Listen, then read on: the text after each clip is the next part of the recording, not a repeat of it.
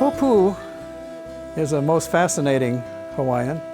He was born in about 1795 on the island of Hawaii, at a time when there was no warfare going on, and he grew up as a common native on that island, probably a normal life as other boys his age.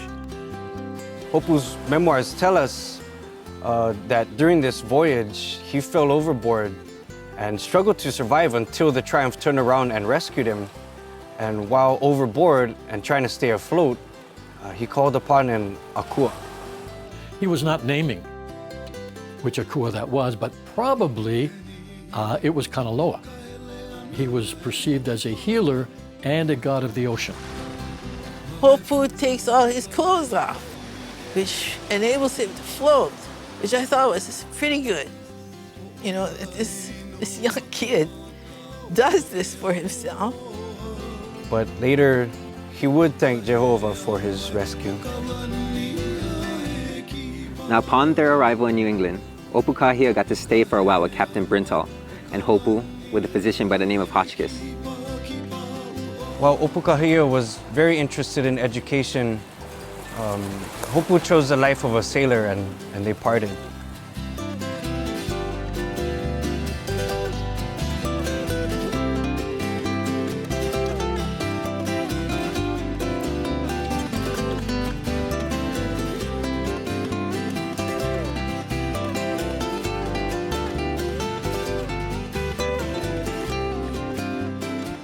When Opukahia arrived in northwest Connecticut in 1810, he entered into an agrarian society. Most everyone was a farmer.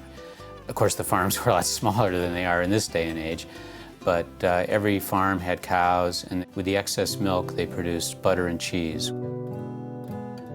Flax was grown in Torrington and throughout New England in great abundance, and flax was used to make linen. And it was a very lengthy process to turn the raw flax plant into linen thread before it was woven. And one of the steps in the process, which Opukahia learned how to do, was to draw the flax plants through this rather torturous-looking device called a hetchel.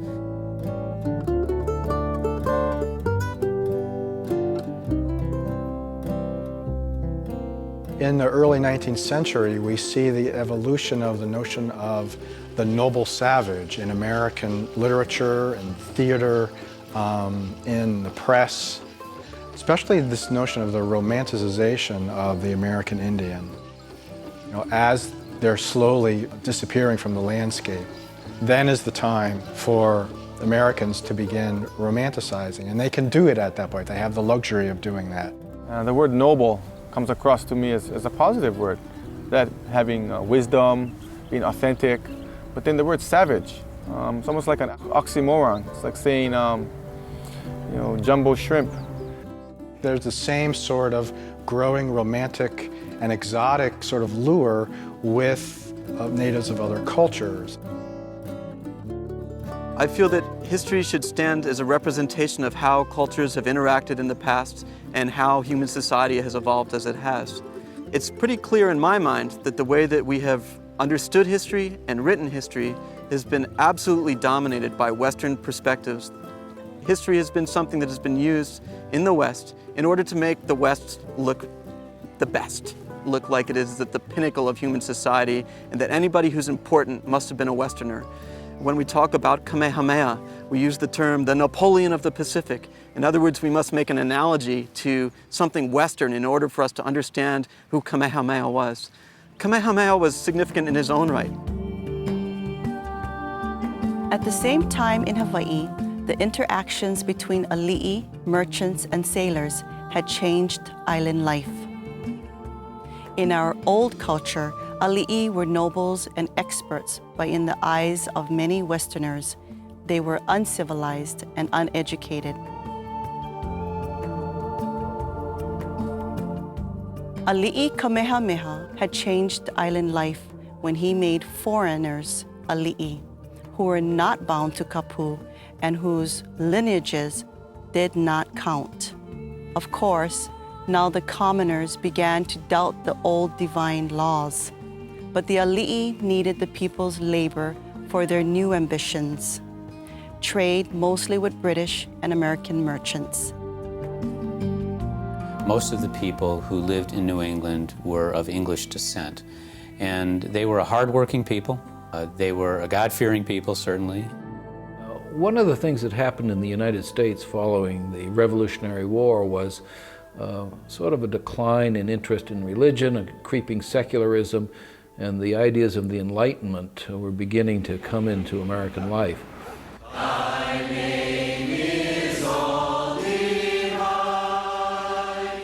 In the early 19th century, New England was just emerging from several waves of revivals and awakenings.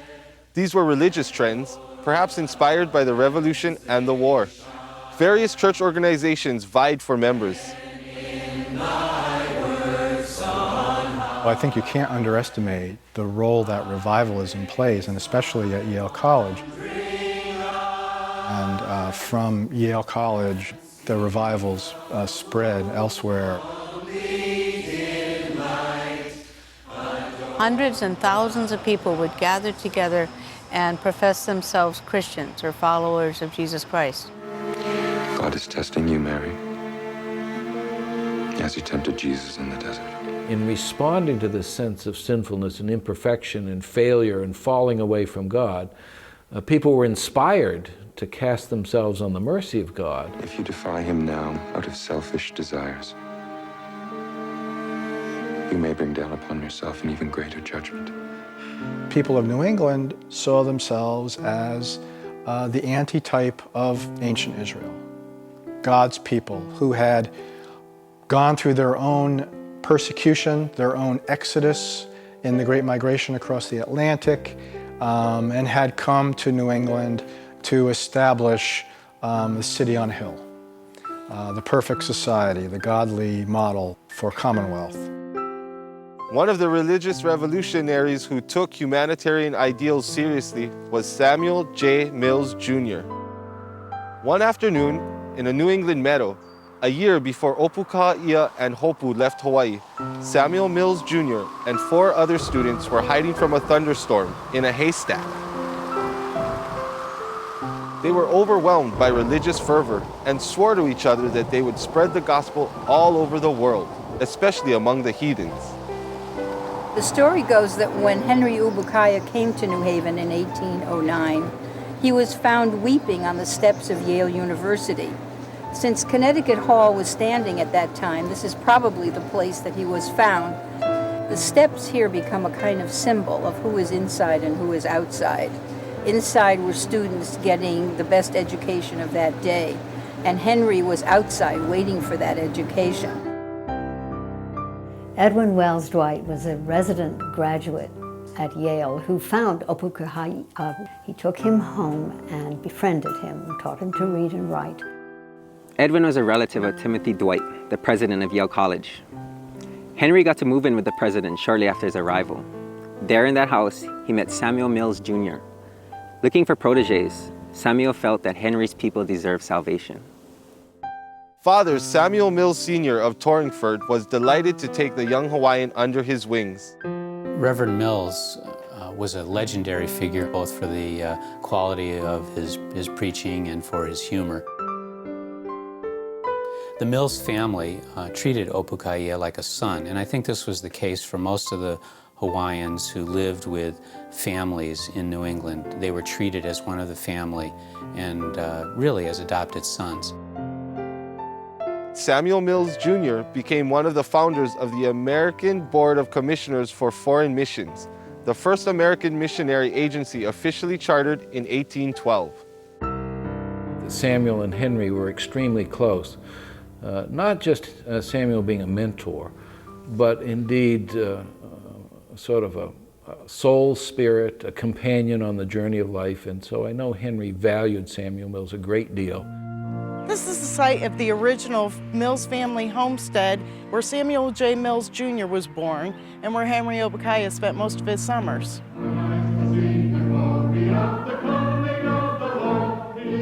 Henry's mentors were mainly teachers and ministers, and some were abolitionists.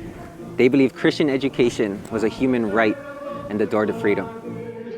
teaching natives of other exotic nations was like a bridge to the African Americans for abolitionists like Samuel Mills Jr. Mills believed that it was his duty to save souls worldwide. Early New England, of course, basically a late medieval society, inherited the traditional views of slavery that had been handed down since ancient times. Slavery was ordained by Scripture, they felt. Slavery was an accepted social institution. From now on, Henry got to move in with many New England families where he received intense education. The mentors that worked with Henry Obokaya believed in this concept of providence. Providence being that God actively works in the lives of men and women in order to bring about his purposes. The New Englanders carried in their baggage the memories of brutal religious struggles. In Germany and Switzerland, the Reformation was born in the 15th century, a movement as a result of the centuries-long resistance against some Catholic doctrines and the power of the Pope. This reform effort was later called Protestantism. It grew in the 16th century because of the German theologian Martin Luther. When the French John Calvin and the Swiss Ulrich Zwingli also attracted followers, the ideologies of the Catholic Church were enforced. Both Calvin and Zwingli believed that if the Bible did not say something explicitly and literally, then no Christian should believe or practice it. This is kind of odd because we know that many of the Bible's texts are deeply symbolic. Anyway, Martin Luther did not agree with them, and the Protestant movement splintered into many groups with sometimes rivaling viewpoints. English Calvinists were called Puritans at some point. Can you say I am truly resigned to his will? I'm not a child. Why do you talk to me as a child? The cup thy father puts in thy hand, wilt thou drink it? In 1572, thousands of Protestants were slaughtered by Catholics in one night in Paris, France, an event known as the St. Bartholomew Massacre. From now on, Protestants of all countries felt that Catholicism was evil itself, and many tried to flee the prosecution.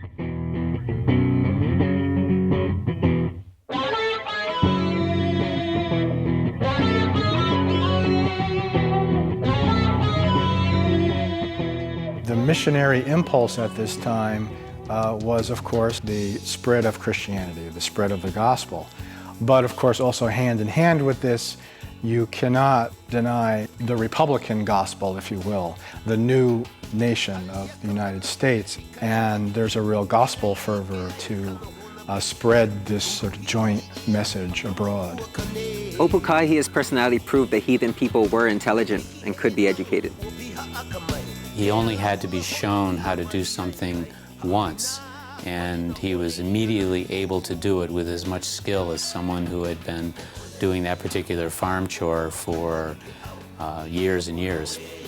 How did this happen in history that a person like him is suddenly trying to establish the New England mission in Hawaii? So let's go back.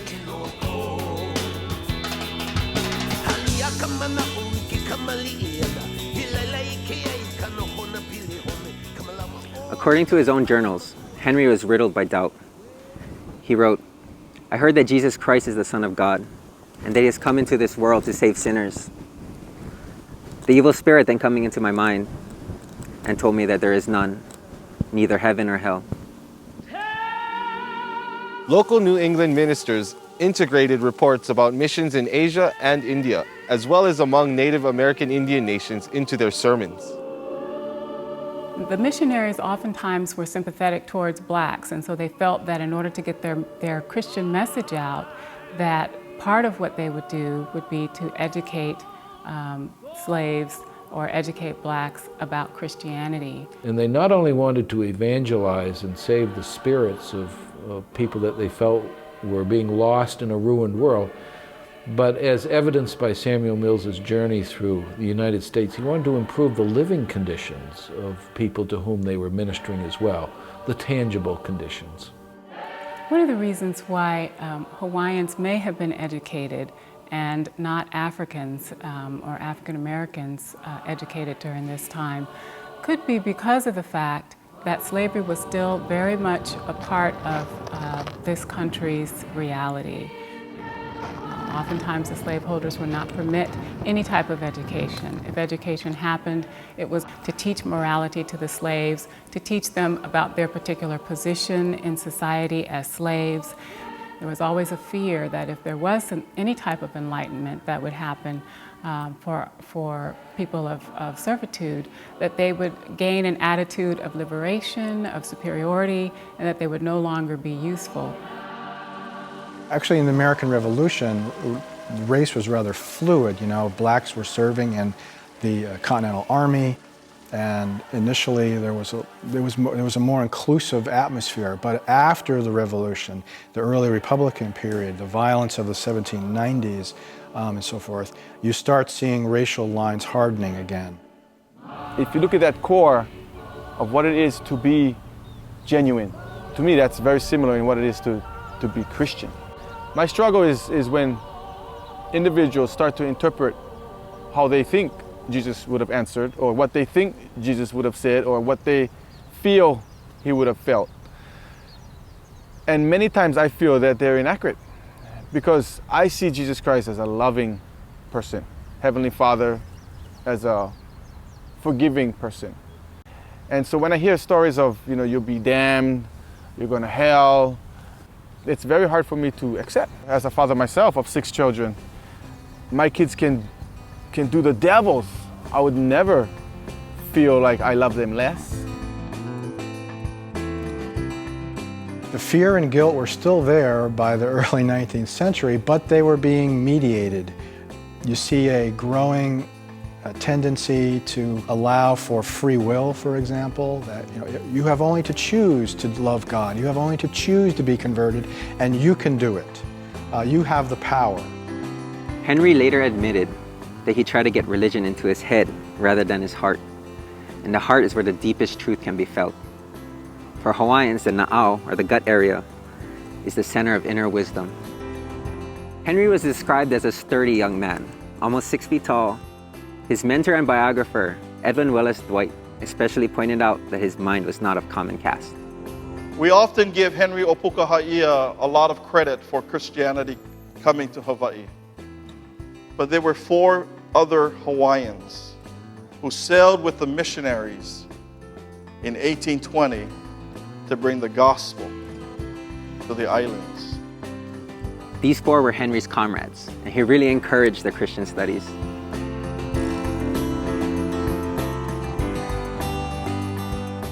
Eight years after leaving Hawaii, and after severe sickness, on April 9, 1815, Henry accepted religion as a profession. Father Mills Sr. baptized Henry in the Church of Torringford, Connecticut. Henry became a tireless student of the Bible, where he learned to read in Hebrew and Greek. People from all over New England sought him out to have conversations with him about religious subjects. His educational status would be equivalent to a PhD by age 26.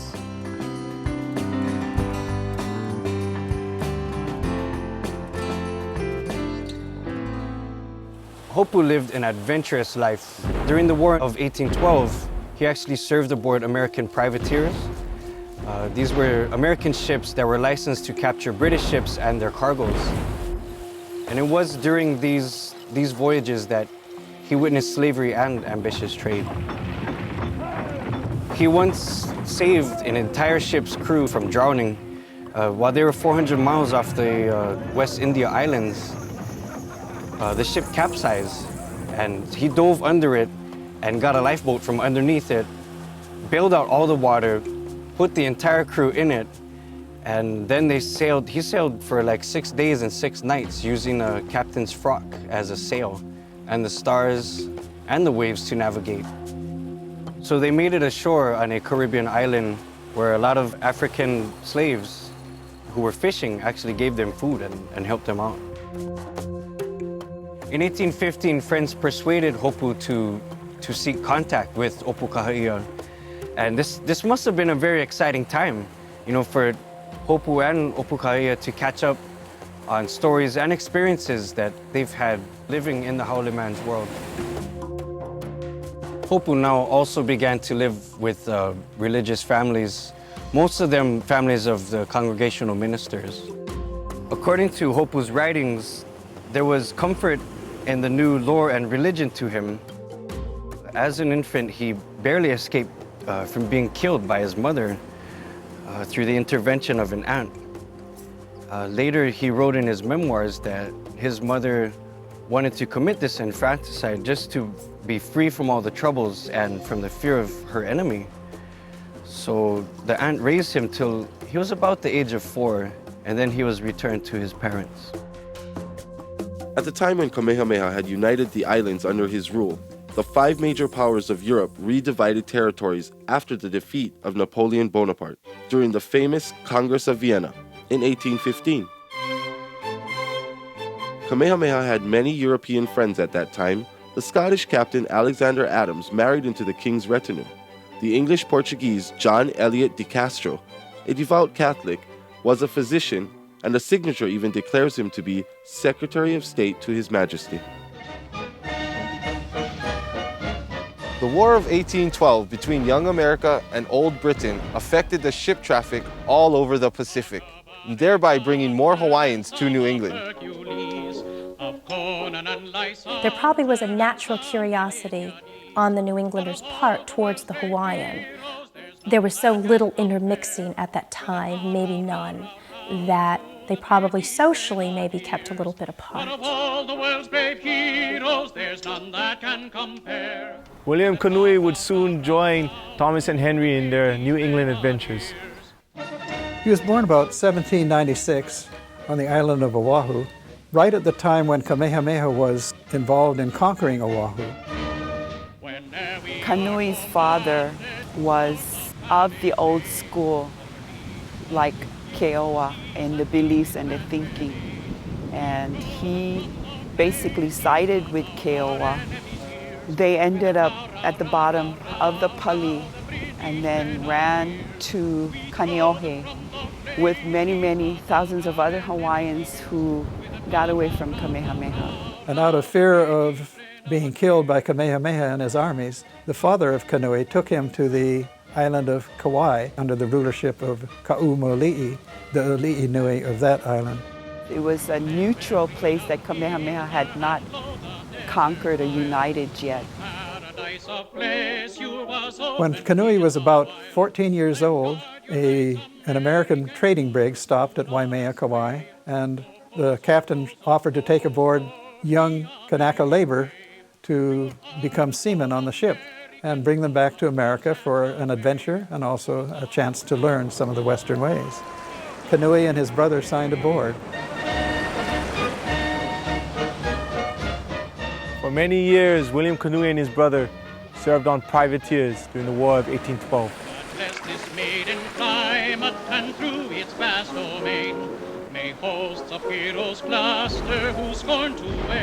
At the end of the War of 1812, Kanui and his brother began to look for some way to come home.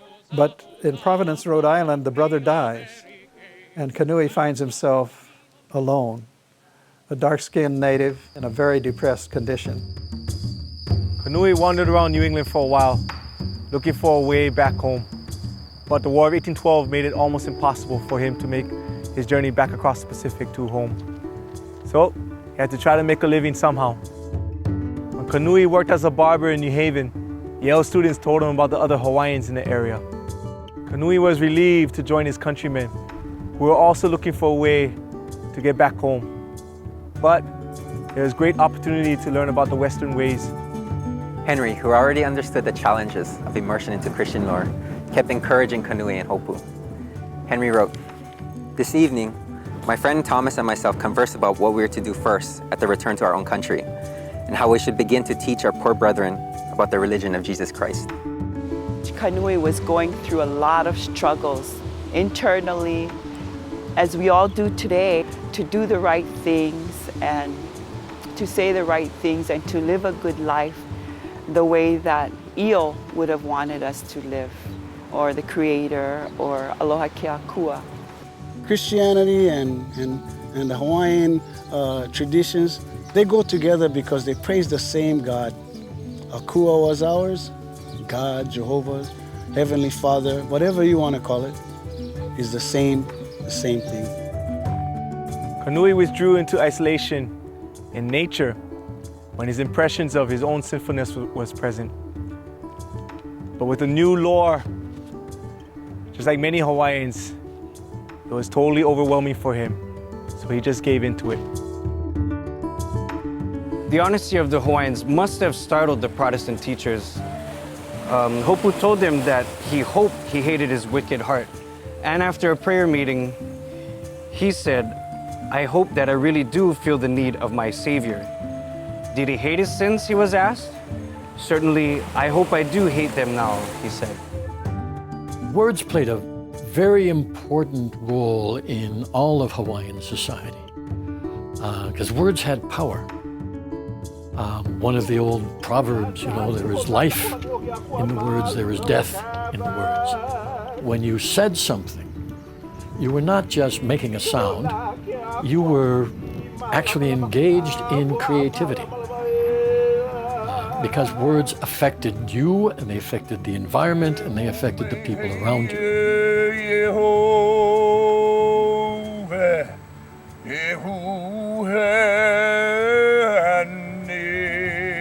Henry wrote, "I hope I love the Lord Jesus Christ. I'm willing to give up everything, my body and my soul, for time and eternity." John Honoli'i joined the group in 1815. He was brought as a replacement for a sailor that had died.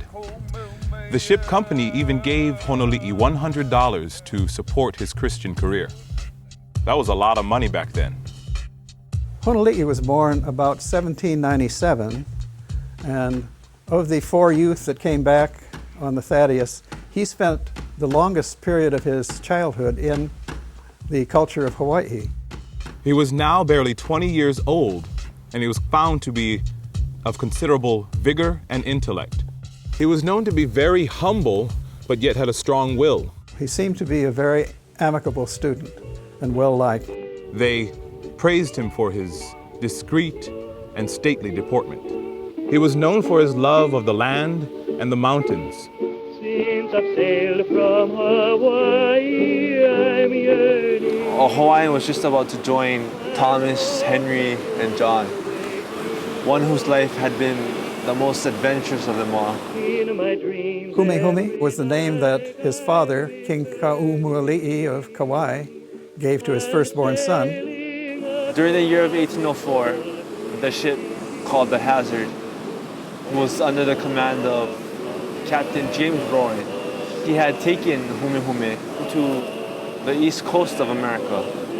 This young 4-year-old boy, to all intents and purposes, was sent alone, without even a servant, aboard the ship with a Captain Rowan, and spent 18 months at sea before he finally arrived in New England. He actually lived with the Captain James Rowan, at Worcester. By this time, he's a 6-year-old boy. He's spent maybe a quarter of his life at sea. The captain had money to pay for his education. Exactly how much is not known, but there was enough that the captain felt it would be sufficient to pay for his schooling and his return trip. George Humihume spent some time in private school until Captain James Rowan had spent all the money that was supposed to be for Humihume's education. And because of that, the schoolkeeper actually took him under his wing as a servant. Humihumi was living a life in complete oblivion in New England, while his father thought he was receiving an education. After he left the schoolkeeper, he actually went out at sea, going back to what he used to do, which was be with the sailors and live that sea life. Instead of being able to find work aboard a trader that would go to the Sandwich Island, he enlisted in the U.S. Marines. In the War of 1812, he was involved in several skirmishes aboard this vessel, including getting seriously wounded in a hand-to-hand combat with the British. Instead of going back into work as a farmer or a servant on the farm. This time he joined the Navy. And he was sent with Decatur's fleet to attack the pirates of Tripoli, or the Algerian pirates, in the Mediterranean. He didn't see a great deal of action at this time, but he did have the opportunity to cruise the ports of Tripoli and Gibraltar and Rome and Naples. Not many Hawaiians back then didn't even know what a white woman looked like, didn't even know any surface of what white culture was. As he's a purser in Boston, he has a visitor by the name of Benjamin Kalua. Benjamin is a Hawaiian, and Benjamin makes an inquiry about having heard that there was a Hawaiian by the name of Prince working in Boston. He wanted to know if this is by any chance the missing prince. A big part of his life was out at sea and with sailors. And then all of a sudden he got the information that he was a prince. I mean, can you imagine how you would have felt to know that you are the son of a king? He lives for a period of time in Boston with Jedediah Morse, the father of Samuel F.B. Morse, who would later invent the telegraph. And in September of 1816, Owhyhee is escorted by Jedediah Morse to meet the president of Yale University and attend the commencement exercises of the university as a guest of the president. In 1816, while Opukaha'i'a was on a lecturing and fundraising tour with congregational ministers to promote a mission to the Sandwich Islands, Hopu, Kanui, Honoli'i, and Owhyhee got to study together at the legendary educational institution, the Morris Academy. It was then called South Farms in Litchfield County, Connecticut, where Henry had studied there in previous years. Basically, the Hawaiians were at first taught privately by ministers and Yale students. But at that time, so-called academies, which were private schools, were opened all over New England. One of them was the Morris Academy. James Morris, a former soldier in the Revolutionary War, opened his academy in 1790 to correct the primitive ways of the settlers. Morris and Yale President Timothy Dwight shared the passion for higher and more spiritual education for young Americans of both sexes and for people of color.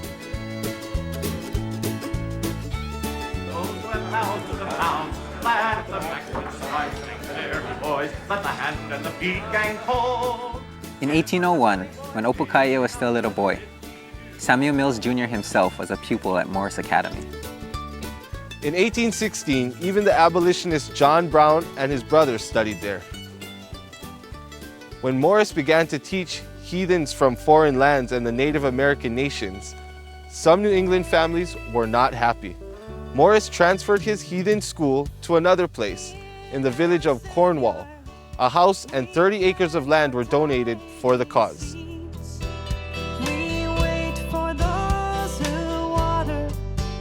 The boys all showed up at the Foreign Mission School when it opened in May of 1817. It was now a project of the American Board of Commissioners for Foreign Missions. Missionary work was a very popular cause at the beginning of the 19th century, and the Foreign Mission School was a jewel in the crown of the missionary field. Much admired, it was an experiment and everyone watched it with intense interest. For about a year, all 5 of those guys, Opukaha'i'a, Owhyhee, Kanui, Honoli'i, and Hopu, got to study together.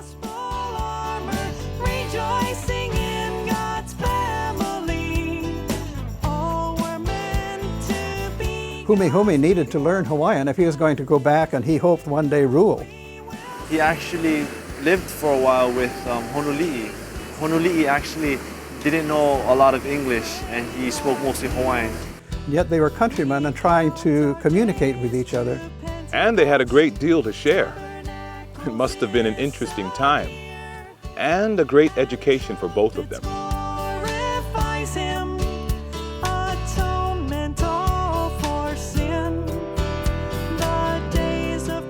The purpose of the Foreign Mission School was to convert them, to teach them to be missionaries, school teachers, interpreters, physicians, and surgeons to serve their own people. Henry's Hawaiian friends were also eager to learn and studied very hard. They had time for lessons, they had time for study. There were plenty of prayers and Bible readings, and I'm going to read to you some of the subjects that they had to deal with. Penmanship, grammar, arithmetic, chemistry, French, Latin, Greek, rhetoric, navigation, astronomy, and surveying, theology, and ecclesiastical history. And I suppose the culture shock probably was just as big then as it is for students coming now from Hawaii. We love each other. It's just a very different place. We spread the news of Jesus, confessing all the way. We keep our Lord's commandments. We hold to what is right. The question naturally arises, what connection might there have been between the Hawaiian students at the Foreign Mission School and the local girls? We just have no idea. I'm sure they were tested in their faith, in the lust area. They could have been happier in the summertime, except for the insects. We have the hungriest, the most voracious insect population of anywhere. They were expected to go out and work hard and bring in what they needed. In that way, they grew some of their food. They cut down the trees for kindling and for firewood, and in that way, they heated the place. Can't wait to get back home. Like everyone else in Cornwall, these young men must have lived by their fireplaces all during the bitter winters. It was an isolated town, even in the best of conditions. And in the winter, they were closed in by snow and ice and cold winds. These were typically in use in the late 18th and early 19th century. Little pan on the inside made of metal, which held hot coals. It was placed inside the foot warmer. And then this was taken to church and placed under the pew, and you could place your feet on top and keep them warm. The students gave recitals of some of the things they learned. Hupu got up and began to read the book of Genesis, not in Hawaiian, not in English, but in Hebrew. And the teachers used to take the boys out to give talks to charitable organizations, to give talks at other churches, to raise money for the Foreign Mission School. Hopu describes how his sins kept lining themselves up in his mind. Opukaha'ia, a former kahuna apprentice, he knew about the power of focus, and he wrote, our first care should be to keep our own thoughts right. And if we exercise sufficient care over our thoughts, our outward conduct will also be good. It is written that he went out in the countryside to a social occasion, and there was a lawyer who was not a Christian. And in the conversation, Hopu was talking in his broken English, and the lawyer poked fun of him. Hopu said to the lawyer, you, sir, have great knowledge, and you speak very well in the English language. I, sir, am just a poor boy. I speak poorly in the English language, but the God I know is the God that you will someday come before. I only pray, sir, that your accounting will be good. And Hopu was asked to say grace, and while he was saying grace, he was drowned out by the sobs of this lawyer who realized the graveness of his sins. And later the lawyer became a convert to Christianity. A Christian is not a nationality. In 1817, school authorities wrote about Thomas Hopu that he shines uncommonly bright as a Christian, has the zeal of an apostle, and ardently longs for the time when it shall be thought his duty to return to his countrymen with the message of Jesus. After having heard these young men speak, There were people whose hearts were moved with compassion for these lonely guys, these youngsters who had come so far. And we have a record of one young man, a Hawaiian, who received $100 as a gift. That was a large sum of money at a time when a yard of flannel cost 9 cents and a pound of butter cost 17 cents. Here is an old autograph album from 1822, which was filled with poems that were signed by Hawaiian students. It's particularly noticeable because of the beautiful copperplate script, and we believe that all these young men were taught to write in just this way. There were times in the school where Owhyhee began to pull rank over the other Hawaiians. He called Kanui as though he was calling a servant and told Kanui to go down to the store and get him something. And Kanui refused, and Owhyhee scolded Kanui and said, "You're going to smart for this when you get back to the islands, and I have authority over you." And the teachers at Cornwall, they tried their best to comfort Kanui and also kind of bring down Owhyhee and kind of say to both of them that, you know, they're both equal under the eyes of Christianity. And Owhyhee was so good in astronomy that he was able to learn how to calculate a future eclipse that was going to take place on the island of Kauai after they returned to Hawaii. This calculation with the exact second that the moon would enter the Earth's shadow and the moon would be totally eclipsed and emerge was done first in Greenwich time, England, and then translated by Owhyhee into the latitude of Kauai. The biblical stories of the Old Testament are full of birthrights, ranks, and fight for superiority, of sacrifices and visions. Prophets and priests must have sounded familiar to the Hawaiians. They may have been stunned to find Jesus' genealogy traced through 75 generations in the Bible, and it probably impressed them that he had struggled to bring an end to the bloody tribal wars and sacrificial cults. What did they think when they found that the feminine Hebrew name, Havach, is the original word for Eve in the Bible, meaning life-giving, deriving from the root word to breathe or to make known? Ha in Hawaiian means breath of life and also spirit. What did they think when they read in the Gospel of John that Jesus had breathed on his disciples? And from this moment on, they were wise and preached without any fear. It is an ancient Hawaiian tradition to pass on knowledge through breathing into somebody's mouth.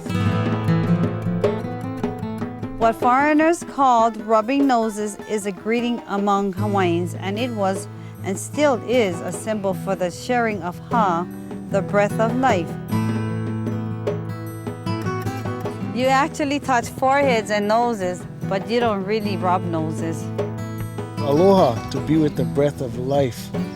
And that is the main value of all, to have aloha. Just when life became routine at the foreign mission school, Henry suddenly became ill. To the absolute despair of his friends, teachers, and mentors, Henry's condition worsened. He called his countrymen and said goodbye to them in Hawaiian, looking for confirmation that God knows what's best, the Christian God. And in February 1818, at the age of 26, Henry Owhyhee died from typhoid fever.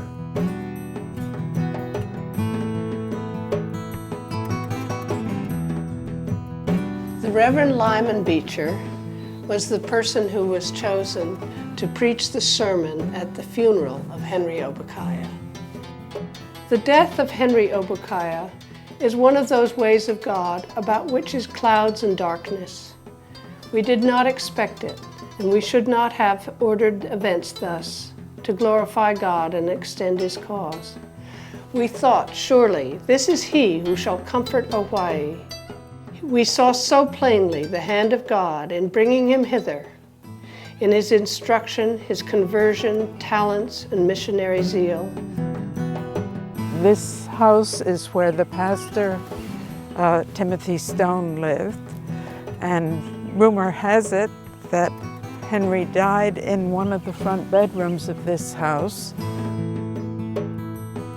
the daughter of Lyman Beecher and Roxana Foote Beecher, was Harriet Beecher Stowe. She wrote Uncle Tom's Cabin, which was a very famous book. Harriet Beecher Stowe was a little girl in Litchfield at the time when the Hawaiians studied at Morris Academy. They all may have experienced some of what would later be expressed in her book as deep criticism of slavery. When Opukaia passed away, it was a huge blow to the Mills family. It was like losing a son, and a couple months later, they received the news that their own son had died. Samuel J. Mills Jr. died at sea at the age of 31, returning from a voyage to Africa where he was looking for a new home for former slaves. One of his last journal entries was, "I think I take Obukaia and go with him to Hawaii." The memoirs of Henry Obukaia were put together by Reverend Dwight. They included letters from people who corresponded with Henry. They included portions of Henry's own journal, and they included words from the Reverend Dwight himself. They were put together with a specific purpose of communicating the Christian mission. They helped in order to raise finances for the Foreign Mission School, which they were very effective in doing, and they also helped in recruiting personnel. They were concentrating on sending people over to Asia and India, and now they focused on the Hawaiians, and I thought that was the greatest thing that ever happened. Future missionaries began to mingle with the native students at the Foreign Mission School to prepare for their work. Samuel Ruggles was one of them, the only member from the pioneer missionaries who knew Henry Opukaia personally.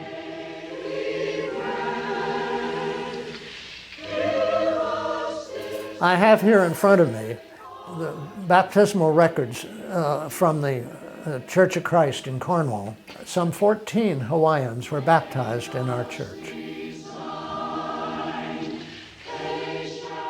From the modern perspective, it's very easy to condemn the missionary movement.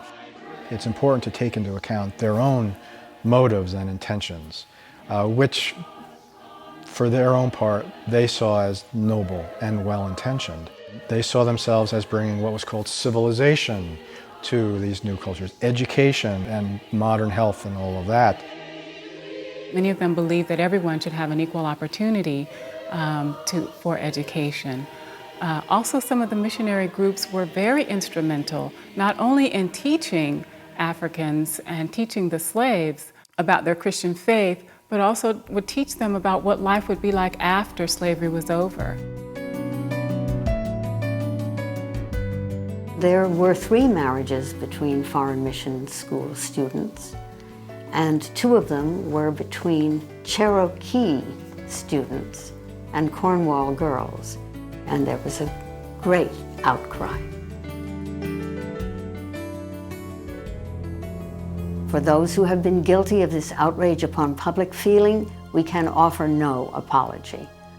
We have already adopted additional restrictions and shall not fail to protect the interests of the school. They had a great deal of ambivalence about allowing people of color into that select company. This person, in essence, becomes my brother or sister in Christianity. Does this mean I have to treat this person according to all Christian principles? So there's a lot of conflict. Elias Boudinot was the first editor of the Cherokee Phoenix, which was printed both in the Cherokee syllabary and in English. John Ridge, first cousin to Elias Boudinot, and these 2 men married Cornwall women. John Ridge became a politician and a lawyer. Both were assassinated in 1839, related to the tribe's struggles to keep Cherokee land under Cherokee control. Under the American President Andrew Jackson, the tribe was eventually removed from Georgia to Oklahoma in an event known as the Trail of Tears. 2 Hawaiians and all 3 of the young men from the Marquesas died in Cornwall and are probably buried in our graveyard, although we only have gravestones for 2 of them.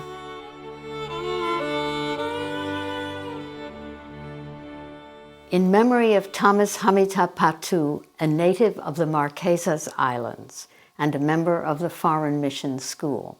He was hopefully pious and had a great desire to be qualified to become a missionary to his ignorant countrymen, but he died in hope of a better country.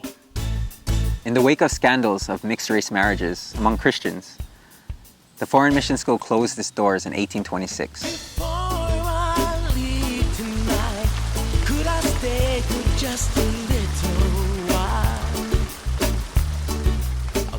I come from a family of missionaries and explorers and politicians, and I've always been fascinated with trying to find out who they were and what they thought and how they lived. The missionaries, both the men and the women, as having single-minded devotion to the cause of what they perceived to be true religion. They would suffer any privation, they would suffer death, and they would die happily because they would see themselves as martyrs for what they saw as the cause of true religion.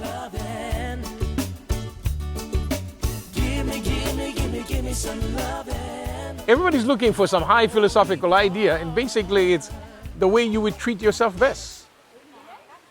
And fair and balanced.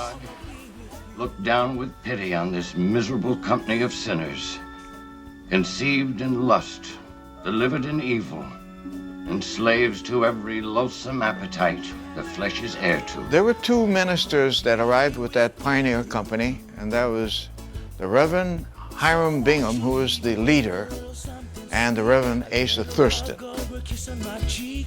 Hiram Bingham I was born into a family in Vermont. He had 6 brothers, and it was a family of rectitude, but they were poor. They did not have a lot of money. It was a hard-working existence. He was determined to be a success in life. He was ambitious, and one of the few places he could get a free education was from the Yale Divinity School. They actually offered scholarships. Hiram Bingham, 30-year-old divinity school student, had expected to be a farmer, but he had always felt drawn to mission work.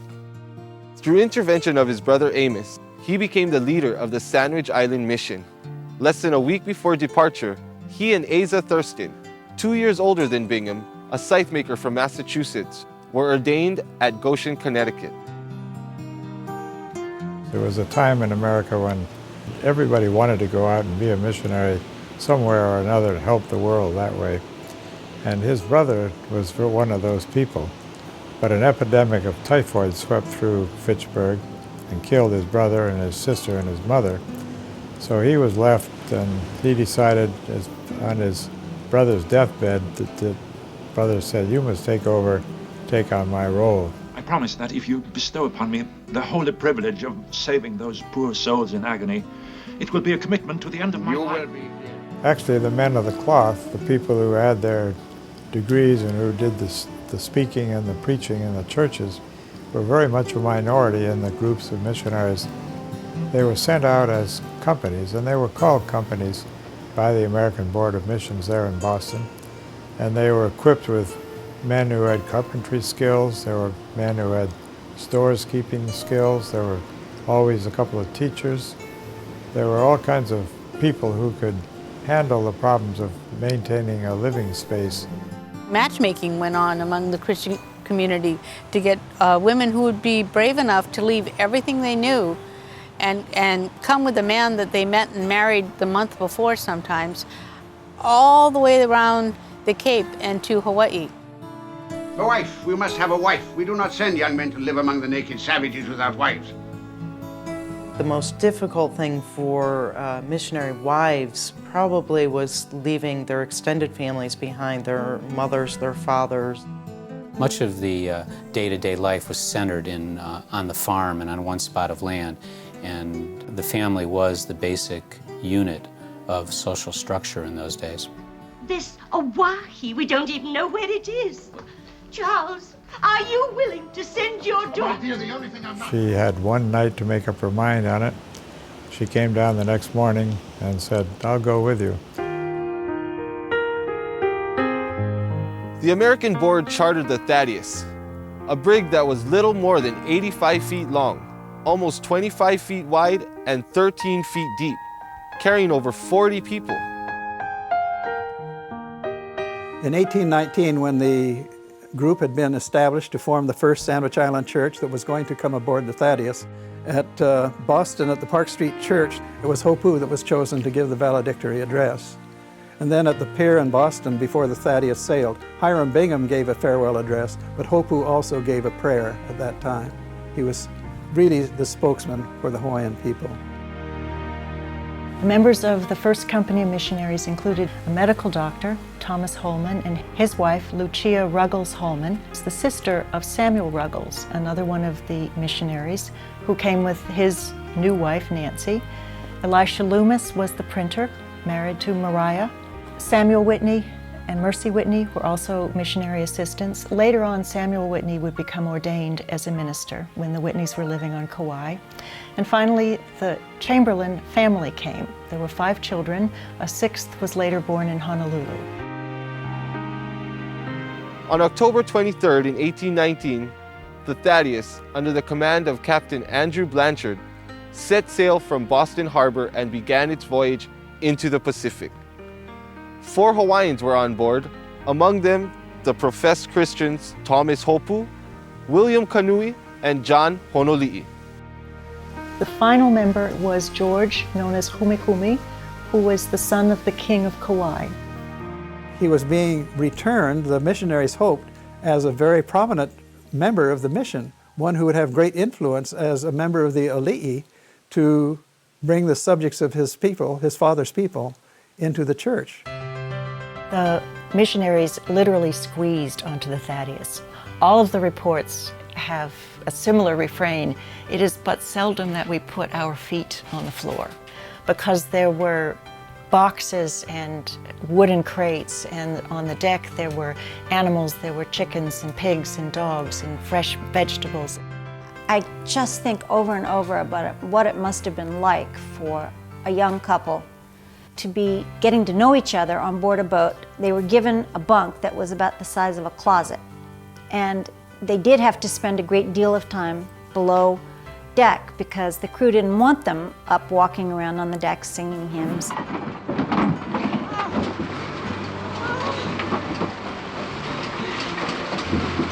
10 times larger, that was the brig Thaddeus that brought 27 members of the Pioneer Company of American Missionaries here to Hawaii. Not that large after all, compared to the present-day cruise ships. These were newlyweds. They were seasick. They were terrified of what was going to happen when the ship rounded Cape Horn. Sybil Bingham describes the trip in a letter. For many days and nights we were rolling amidst mountainous waves, sometimes so overwhelmed as to seem buried in the deep, but he who commands the wave and they obey was our pilot. Hopu helped out where he could during the voyage of the Thaddeus, and it was during this voyage that many of the missionaries wrote enthusiastic notes about him. Before the Thaddeus even left Boston, everything changed dramatically in Hawaii. King Pae'a Kamehameha died in May 1819, and by the time the first missionaries arrived, the kapu system was no more.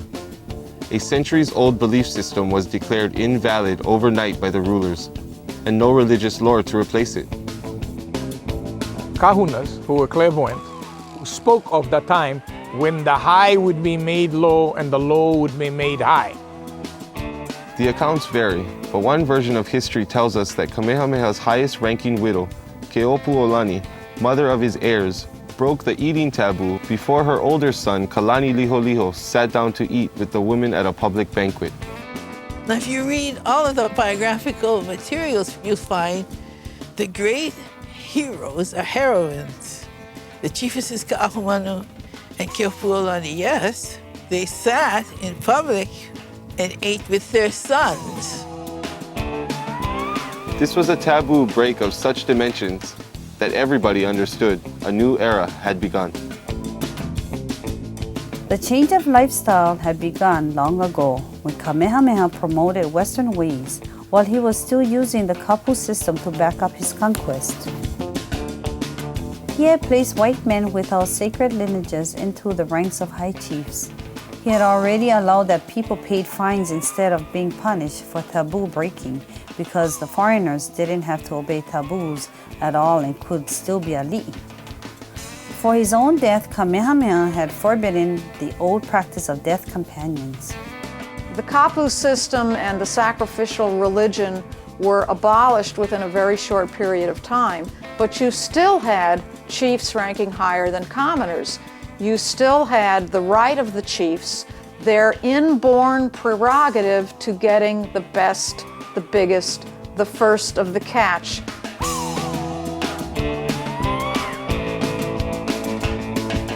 With the abolishment of the kapu system, the genealogies of the commoners now could be recited again, or what was left of them. The lack of family names, and that names were not gender specific so that you didn't necessarily know by the name whether the person was a male or a female, and that in a person's life they might have 2, 3, 4 different names in their lives and be known by different names. So all of that adds to the incredible complexity of a genealogy and why it unfortunately could be altered intentionally or unintentionally. Sometimes the genealogy that we would reconstruct from the genome of a donor and the genealogy that might be part of a family tradition or an oral history do not match. And under those circumstances, people have to come to some kind of conclusion about how they want to think about their identities.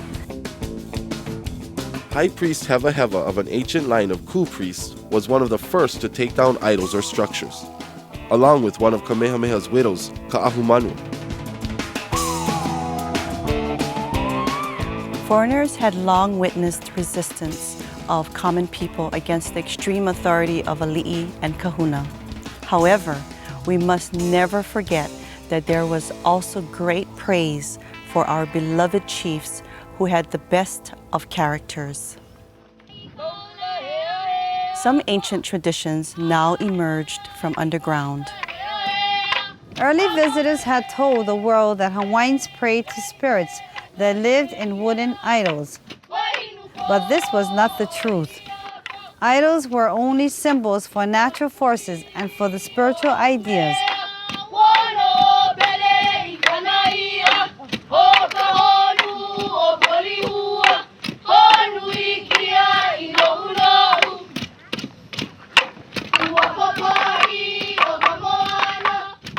A ki'i means image. It could be a rock. It could just be a big stump.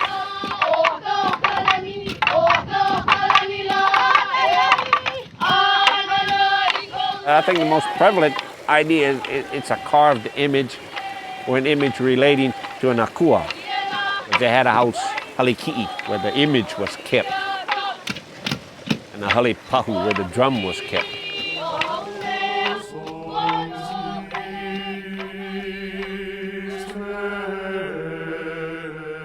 What I understand is that I am a composite of everything that has existed before me. All my ancestral knowledge, experiences resides within me. Traditionally, we would understand that as being the aka cord, the cord that connects one being to the next being to the next being. As I begin to discover a fullness of my being, of what that is, do I unlock some of that information? And that it floods forth. We as traditionalists would understand that I just shook the aka cord, saying, Tutu, please explain this to me. Boom, the information comes. Tutu, I would like to understand this. Boom, the information comes. The process happens here and here in your na'au, so that you understand this tells you when it's right and when it's appropriate. The balance in your body and your whole being resonates in an affirmation of yes, that's an appropriate action. It also will let you know that it isn't. But what do you do with it goes along with your practice. Many traditional items were hidden in caves by island people, and foreigners as well tried to save those relics because many chiefs and kahuna gave order to destroy everything that had to do with the kapu system. As I sit here, there are many gathered around the heiau. They are legions of ancient ones that surround us because the veil is very thin. Their message is that message you hear in your dreams when you are quiet in nature. And so the oneness that is here, that speaks through this portal of Kukuipuka, is not echoing one culture only. It is echoing one humanity.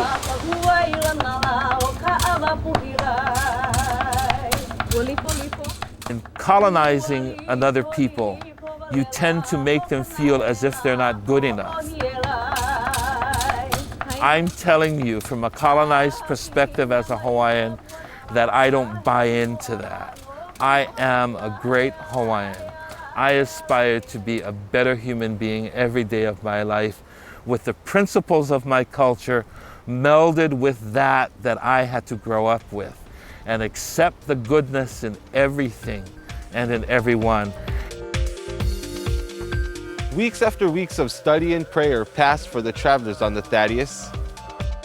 And then, after more than 5 months, the destination was near.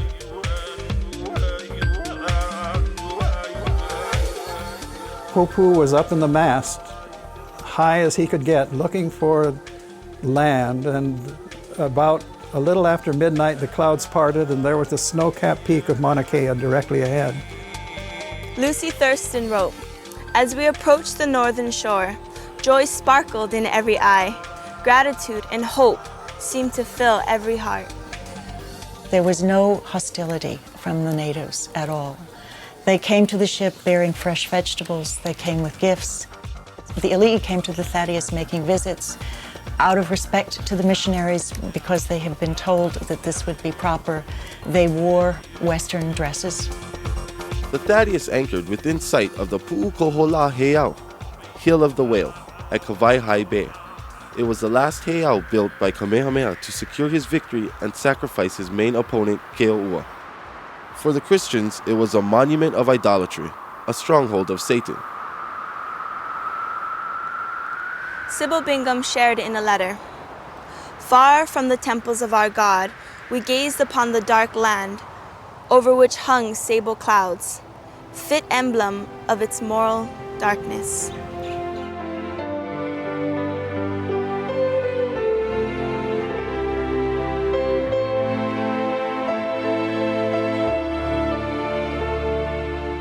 One of the amazing things about the first missionary company is that they had an agreement that they were not going to begin the missionary work unless they had permission from the rulers of Hawaii at that time.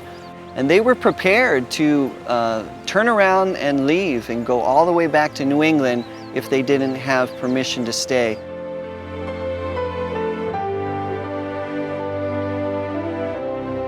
I know they were awestruck when they first saw the islands at how beautiful they were, and then how beautiful the people were.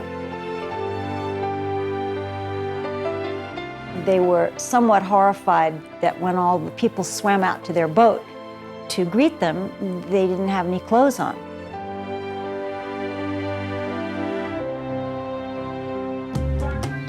Hawaiian clothing was made of tapa cloth. Tapa cloth is made by pounding the bark of a shrub, and it's basically a kind of paper. The sacred bark cloth in Hawaii was generally unornamented, plain white bark cloth. The bark cloth belonging to the Ali'i, which was used as dress generally, was ornamented with very elaborate designs. We don't know very much about the everyday bark cloth that might have been used by commoners. But ironically, it may have resembled the sacred bark cloth more than it does the specialized types of bark cloth that the Ali'i would have used. Throughout Polynesia, in the indigenous cultures, there was nothing shameful about exposing women's breasts. Hawaiian women, like Samoan women, would indigenously have been much more concerned to cover their thighs.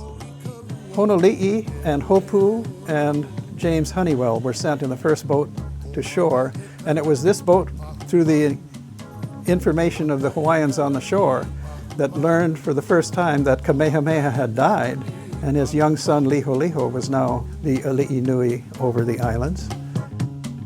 In the time that the Thaddeus was on the ocean, the Hawaiians, having had about 40 years of contact with the West, from various influences, had decided that the kapu system was not serving them anymore.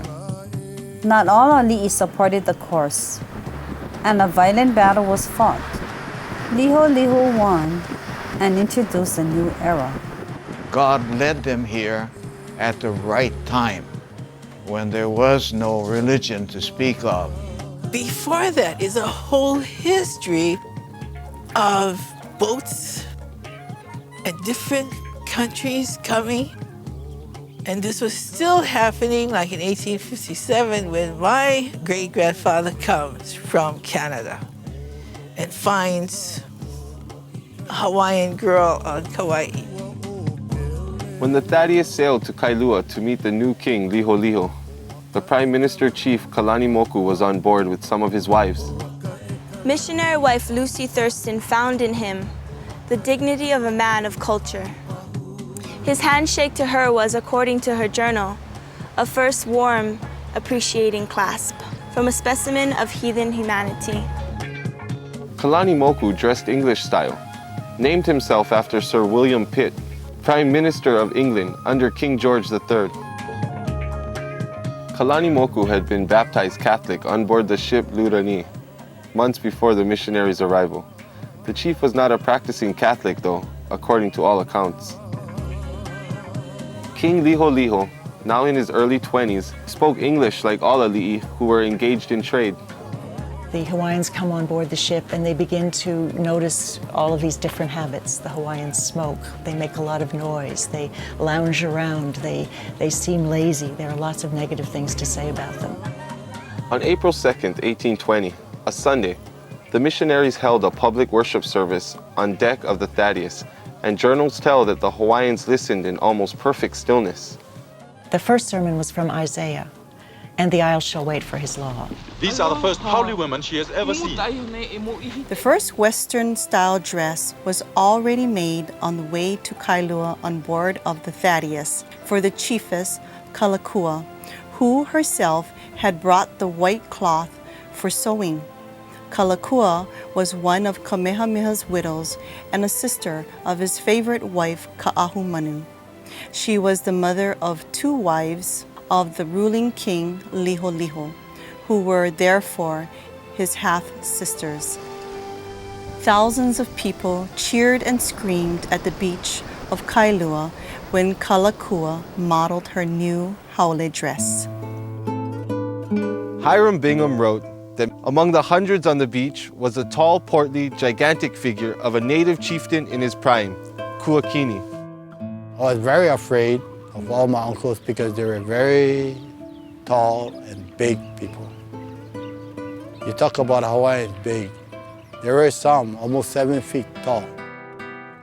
The ministers explained their mission to the chiefs and the king, and they were allowed to stay for a year probation, on the promise that they would not send for more missionaries until the king said that he was satisfied with their work. A promise that was given and held. A ballot was taken, and the missionary family divided into small groups to settle on different islands. I like to reflect on the fact that it came out from a place of good intentions, of wanting and caring enough for someone or a group of people to bring that which they held the most sacred, which they held the most precious. The leader of this pioneer company of Protestant American missionaries, Hiram Bingham, was accompanied by his new wife, 27-year-old Sybil Mosley. In her diary, she had said something about, "Oh, humbly I beg God to give me a chance to go amongst the heathen." And then within a year, she had met my great-great-grandfather who proposed, so it must have seemed like a divine intervention for her. Reverend Asa Thurston found his 24-year-old wife, Lucy Goodell, to be a very determined companion. Asa Thurston was a strong fatherly figure with a good sense of humor and an impressive voice, who loved to sing and to preach. Of all the couples that went out on this mission, most of them were pregnant by the time they got to the Sandwich Islands. So clearly, they did succumb to the temptations of flesh. Almost all of the early missionaries were quite young, in their 20s. Elisha Loomis was among the youngest at only 20 years old when he came to be the printer. Elijah Loomis wrote to the American Board about his wife Maria, "I have now spent several days with her and could not be more pleased with a person." Levi Sartwell Loomis was the first white baby born in the islands. 3 months after their arrival in Hawaii, Sophia Bingham was born in November the same year, 1820. Sarah Ruggles in December. Samuel Whitney came to teach the first elements of religion to the islanders, and some Latin and Greek, as well as common literature. His wife Mercy once wrote, "There is nothing except the hiding of God's face, which would be a greater trial to me than to be left a widow in the heathen land." Her words would turn out to be a premonition.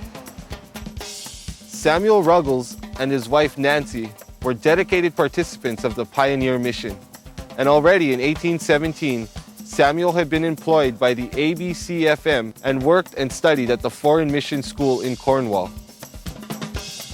The 28-year-old physician Thomas Holman of New Haven jump-started his medical career with this assignment for the mission. The Holmans were religious, but not fanatical. The oldest two children of the farmers, Daniel and Terusha Chamberlain, had also studied at the Foreign Mission School with the Hawaiians. Daniel, a former captain in the American Army, envisioned, as it is recorded, acres of ripe wheat field ruffled by trade winds, maize bursting with ears, mills turning beside the rivers, flour, meal, and cow's milk for every heathen child. They struggled and they prayed a lot. And to be isolated way out here, 6 months away from any kind of help, I thought they were brave and very wonderful people with faith, a lot of faith. They called them long nets because the women had their hair up under their bonnets, which they had to keep their faces from getting too sunburned. The missionaries got out there 40 years after Captain Cook. So lots of whalers, lots of other people had come out to do something good in Hawaii for themselves. Either they wanted supplies or they wanted women or whatever. And for 40 years they had their own way on it. King Kamehameha had realized that the foreigners were very interested in the fragrant iliahi, sandalwood, for which one could get a lot of money in China. And he gave himself the monopoly for trading the wood. After his death, Liholiho opened trade to all chiefs. He had to. There was a lot of pressure. Now the native forests were exploited even faster, and people died in exhausting work. The demand for the wood went down after a while, together with the quality of the wood, because the trees were cut down prematurely. Now the chiefs built up huge debts. Produce and animals still were needed in great quantities for trade. Whole villages were sometimes starving. The ali'i, in most cases, were very pragmatic, the ali'i of the 19th century, because they faced the realization that The outside forces, the outside world was closing in on them, and they had to adapt to it as best they could. It's important to realize that with Kamehameha's conquest, the situation of land control was kind of frozen. The Ali'i clans had what they had when the kingdom was established. In the old days, they would have hoped to gain more control in the later years, but now the spirit of conquest was retired. So some Ali'i would purchase land, just like every foreigner would. And of course, the family lands were now carefully kept within the family. Hawaii had been famous in Europe for the abundant food resources ever since early explorers had written about them. European botanists admired the planting methods of the Hawaiians. The early settlers had cleared jungles and deviated streams. They dug out lagoons. Erosion and rainfall had changed in some places, all for the benefit of planting. The fish ponds were a mirror of your ahupua'a. And your ahupua'a was your land division that extended from the top of the mountain all the way down to the ocean and passed onto the reefs and into the deep blue. Because everything that comes from the land first goes through the fish pond and then out to the reef. So like on Molokai, a lot of our fish ponds, which we had 68, a lot of them is filled up with mud right now. But that's the blessing in disguise because the mud could have ended up onto our reef. So the fish ponds were our first line of defense against all this erosion, soil runoff. We want to put technology into our fish ponds to track, trace, and record data on what's coming off of our land. Once the foreigners appeared on the horizon and brought silver settings and rum and booze and fancy clothes and boats and fancy carriages and all kinds of Western luxury goods, the distance between the chiefs and the commoners grew and grew.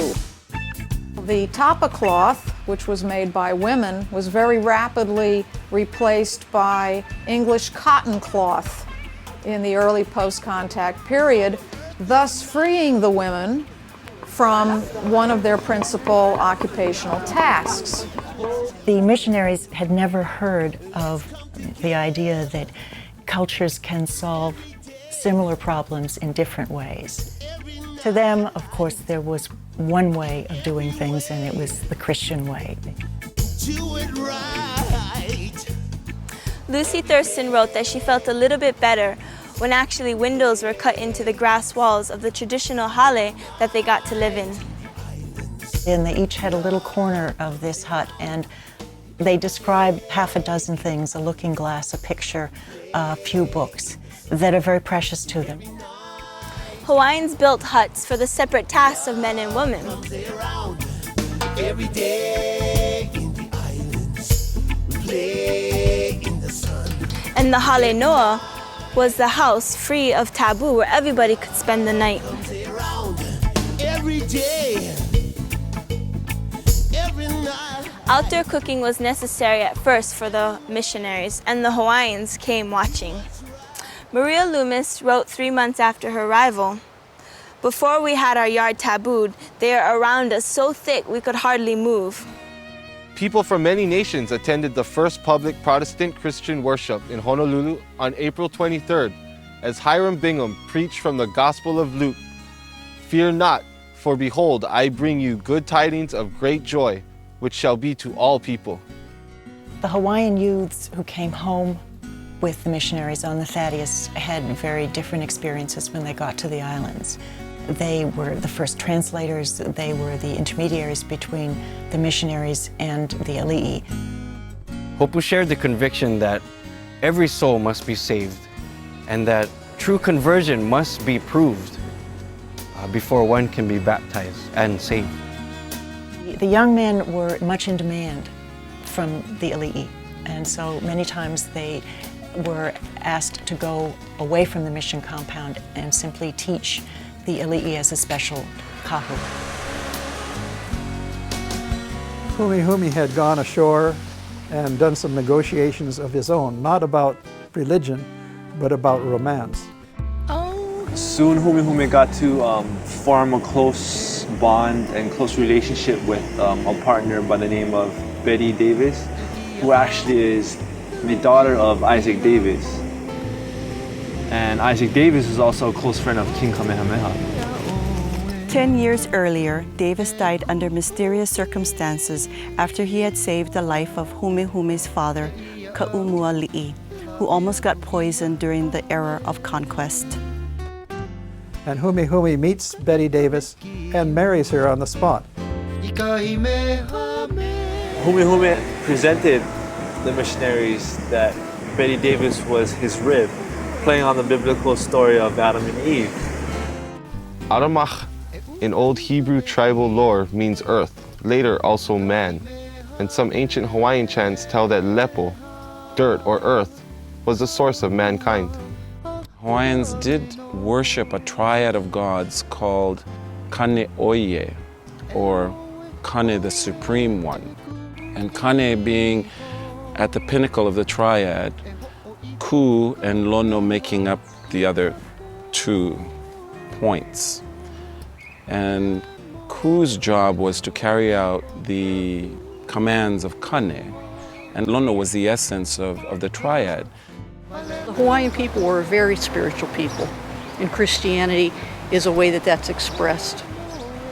One of the problems that missionaries have, and that all of us have, is how do we take what we believe and take our own culture out of it and put it into a culture where it can honor that culture. And I believe that's what the church is struggling with today and trying to do. I've studied a lot of cultures around the world.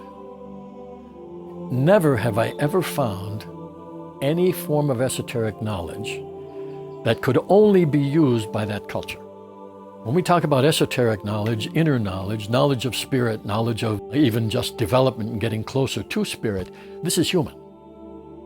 Jesus says anything is possible with God. Well, Hawaiians wouldn't have any difficulty with that idea at all in those times. Okay? If you have an idea that says, the world is what you think it is, as an example, that it's what you believe is going to give you what you experience. And Jesus says over and over again that as you believe, so shall it be. So there's all kinds of ideas that were part of their culture and part of their spiritual teachings that would find their correlate ideas in the Christian teachings. The notion of God or God's Holy Spirit is common to most cultures, if in one form or another. If you look at indigenous religions, the difficulty is in translating. Christianity is almost as diverse as the old Hawaiian traditions. Within a few months of arriving in Hawaii, Daniel Chamberlain acknowledged how much trust he had in the Hawaiians, because he said that he would send his 5-year-old son Daniel anywhere in the islands with any of the Hawaiians and feel completely confident. Hiram Bingham I had great respect for the people he was sent supposedly to convert. What he did not have respect for was anybody that he perceived of as living in sin. Sin was a huge New England word. To live in sin puts you in danger of going to hell. And he would have wanted to save these wonderful, intelligent people from what he thought was, eternal damnation. It's very easy to say the missionaries arrived from New England and they were stern and they were unforgiving and they prohibited all these different types of things and they dampened the Hawaiians' pleasures and enjoyments of life. In reality, it was a different set of regulations, but Hawaiians had been living under very intense regulations even before that. The one biggest benefit of all of the missionary influence has to be education. The idea of learning to read, which allowed them now to connect to the rest of the world, but also to obtain a written language so they could also then record their own histories. With the more and more influence that the first companies had with the ruling classes, that was not looked on with favor with the business people. And especially in the beginning, quite often it got ugly. Some businessmen claimed that the chiefs were not civilized enough to make laws and had to surrender to the traders' demands, which drove many chiefs closer to the missionaries. To be saved, you must first confess that you are evil, corrupt, and sinful. I evil, corrupt, sinful. What is sinful? What it mean? It means bad. Kamehameha and other chiefs had stored large amounts of trade goods in houses with padlocks. Many of these goods were never used. In 1819 already, Honolulu had a fortress with more than 50 cannons, and they were fired regularly. The Thurstons established a mission station at Kailua, Big Island, then a village of about 3,000 people. After the first months, they had to follow King Liholiho to Oahu for a while. Later they returned and stayed for good. As soon as the missionaries set up households in Honolulu, before their own children were born, they began to teach and instruct the children that they found in the area. And the term bastard was used to describe these abandoned children of visitors. The missionaries insisted on the word orphans, and in 1820, they started the Orphan Fund and asked the wealthy in Honolulu to give money and support for these neglected children. And they would find them along the streets, or they would find them peering in the gate of the mission compound. One of these young boys was a little boy named William Beals. And he was in fact adopted, Hanaid, by the Bingham family. Sybil writes to him with great affection, writes home about him with great affection. The whole idea of Hanai, or adoption in Western words, is a very Hawaiian concept. Very normal and very common to give up your child and let your grandparents raise your child, or your aunt or uncle. Everybody was related in this way. We've inherited in the system of the Hanai this means of teaching the youth what obligations they have within the families and within, say, blood relations, how you treat your aunt like your mother and your uncle like your father. It's different from being a keiki ho'okama. A keiki ho'okama is someone who is adopted, but not necessarily a blood relative. Children could basically be raised by anyone who wanted them, but as a custom, grandparents would educate as many of them as possible. I too was Hanaid. I simply do my best and do what I was taught by my family, by my Hawaiian family. I try to live Hawaii, be pono in Hawaii. They thought that William Beals might perhaps become another Obukaya, someone who would bring Christianity to his people. He became a teacher, a very young teacher, and at the age of 12, considered an adult at the time in Hawaiian society. He was in great demand as a kahu, or teacher to the ali'i. The boy also helped out as Alicia Loomis's interpreter and traveled with him throughout the islands.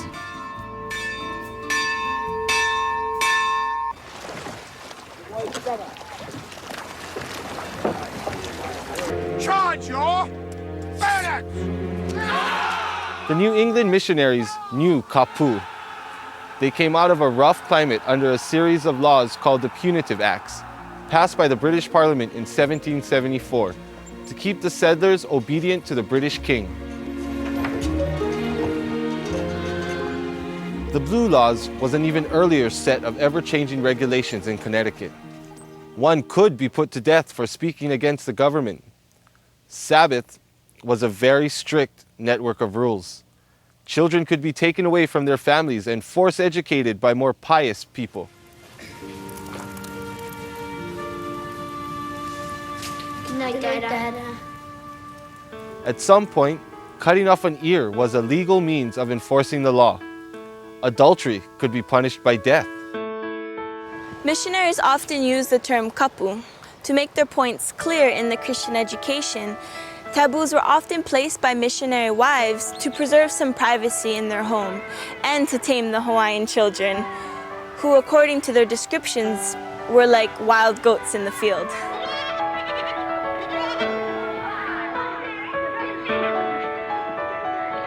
These women had come not simply to be mothers and wives, however much they loved that part of their lives. They had come to be missionaries, and there's a constant lament that they are kept from doing what they call their proper work in teaching and spreading the gospel. Missionary wives were in charge of the entire household, including raising children, several children of different ages, also orphans, and then oftentimes they were pregnant. All missionaries had to keep up their own studies, starting in the hours before dawn. From the very first months of the mission, school teaching was a pleasure for the mission wives. Sybil once described her pleasure by saying, "In America, I reckoned some of my happiest hours of employment to be when surrounded by a beloved school. In this heathen school, my comfort has not been less. I love them tenderly, and when endeavoring in a simple way to explain to them the Word of God, which some of them have now read for several months, have never failed to feel that the dearest spot among the dearest friends in my own beloved land was not so engaging a spot as that among the heathen." These Hapa, Haole, Hawaiian children who were adopted and went to these missionary schools were among the best educated in the islands. The missionary wives were required to sew many, many clothes for the ali'i, which required a lot of work done at night in their only spare time. But in the beginning, of course, the missionaries did not dare ever to refuse a request. The ali'i especially wore satins and silks for dressed occasions. Sometimes people forget that. They think the missionaries put them in these sacks, but that's what they were wearing in London and Paris in the 1820s, those sacks. It's important to remember that there are no sewing machines at this point. Everything that is sewed is done by the women. Many Native Hawaiians worked in the missionary households in exchange for boarding and for clothing. And because things like clothing were so valued at the time, missionaries would watch as Hawaiians would take their clothes off in the rain to protect them. Traditionally, raincoats were made from tea leaves. Missionary women taught the Hawaiian women or the Hawaiian young ladies how to sew, and you can envision them talking about the concerns that any woman has. And the thing to remember is these missionary women had learned Hawaiian, so these conversations were in Hawaiian, they were not in English. High Chief Kapule of Kauai once wrote to the mother of Mercy Whitney, "I feel glad that your good women come here to help me. I want to learn to sew and read and do like them. I'm very glad they here. I love them much." Some people spread rumors that the Haole priests were sorcerers who prayed people to death and killed and sacrificed children. But many ali'i and kahuna supported the mission. Kalani Moku wrote to Bingham in 1824, "Let the perseverance of you all be great." To write about a history where many different cultures are coming together is nothing that one culture can do on its own in any sense of doing a true representation of everything that happened or even approaching truth. It's something that really requires multiple perspectives in order to represent the multiple perspectives that of course existed in the past. Christianity came to really, I think, be seen by Hawaiians at that time as a far more appealing and attractive alternative to what they had been living under. The Hawaiians have written that when they first heard the missionaries singing hymns, they were entranced. That was so beautiful, and everyone was allowed to do it.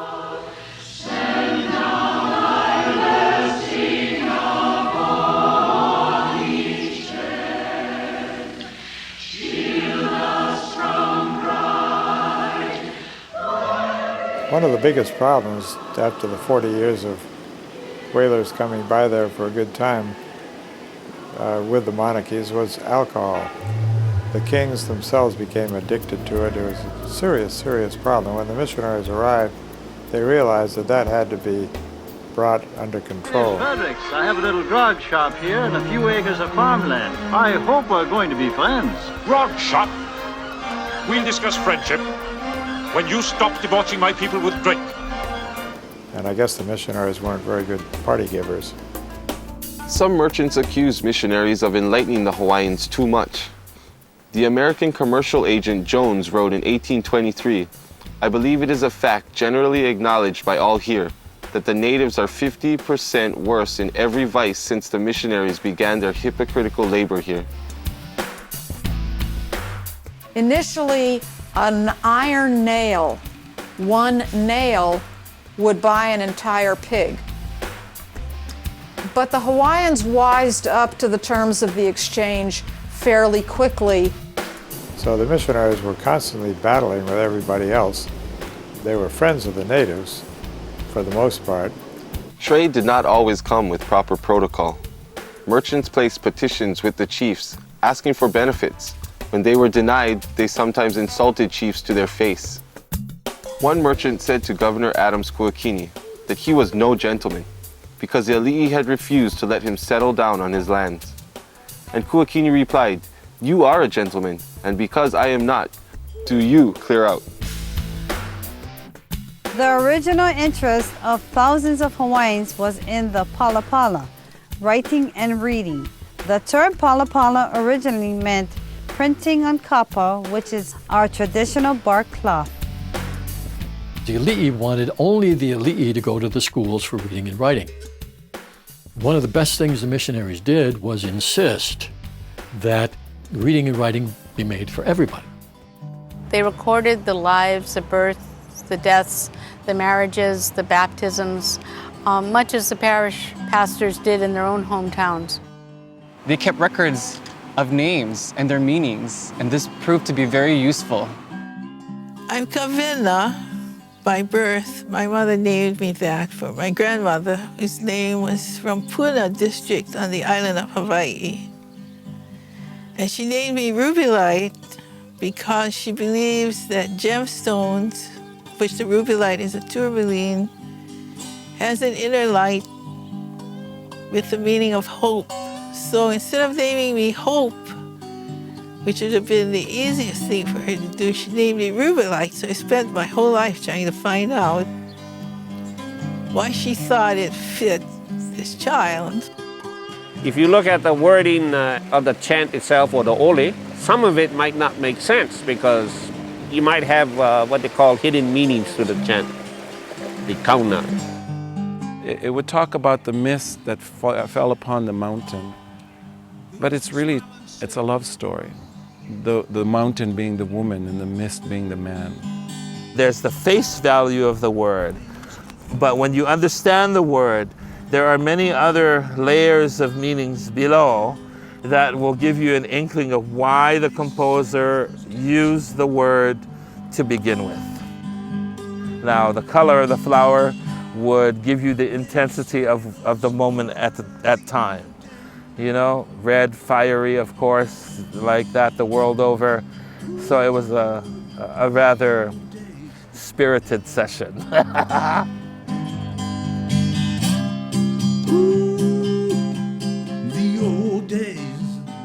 Bingham came to be something like the new kahuna nui of the islands in his function as the religious manager of the entire Protestant Christian community. The Hawaiian people loved listening to him. As a matter of fact, the more he went on, they would beg him to preach for hours and hours. It became a big event to come to the sermon on Sundays. This is before radio and TV, and so this was also true in New England. People would go in another state to hear a good sermon. It was clear to the Hawaiians that the English language was an important language and that they needed to know it if they were going to do trade. The missionaries wrote down the Hawaiian language for the first time. It never occurred to them that they would find that Hawaiian was not the language that was spoken. The point was to come out here and create a Bible in the people's language. Now the problem was this: it didn't make any difference whether the Hawaiians said or heard mata or maka.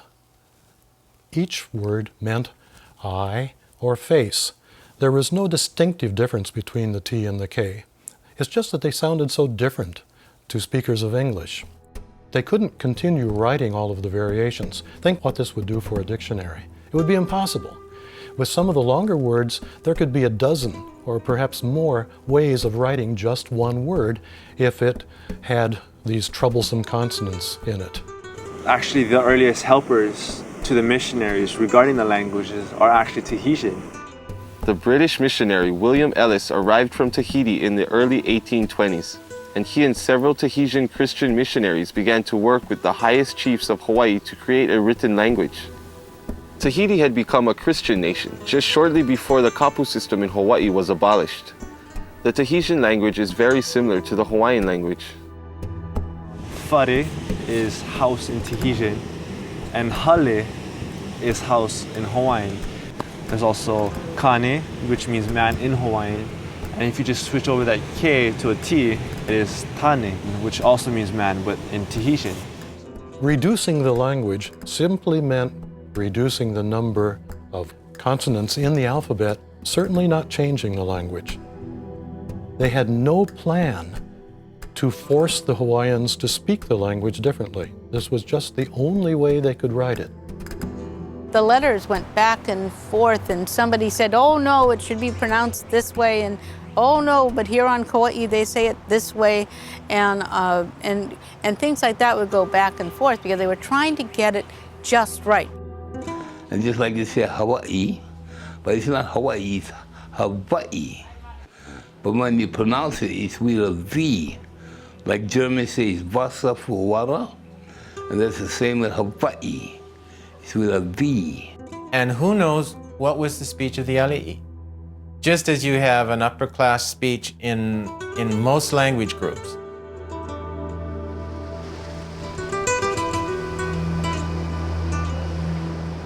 I think that it was absolutely not a fun thing for the missionaries to try to learn the Hawaiian language.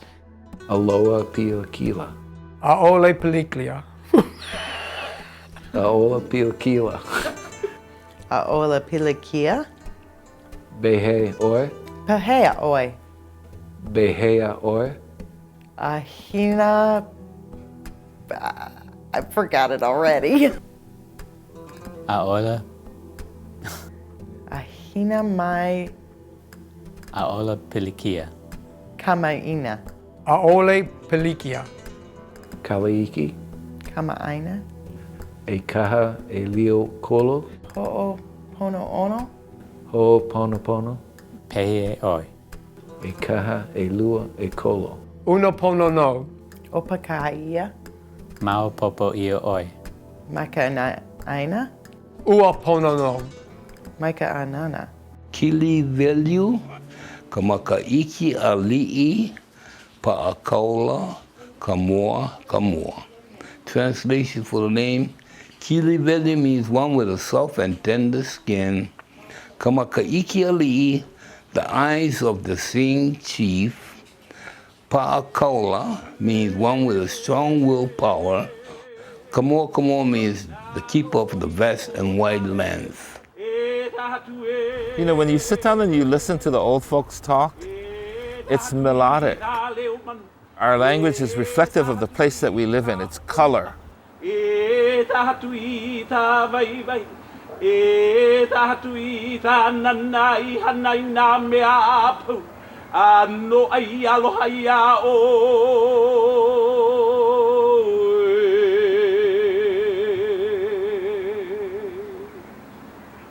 tahatue speaks of the bounties provided by the Creator, a greeting of love and affection toward Him.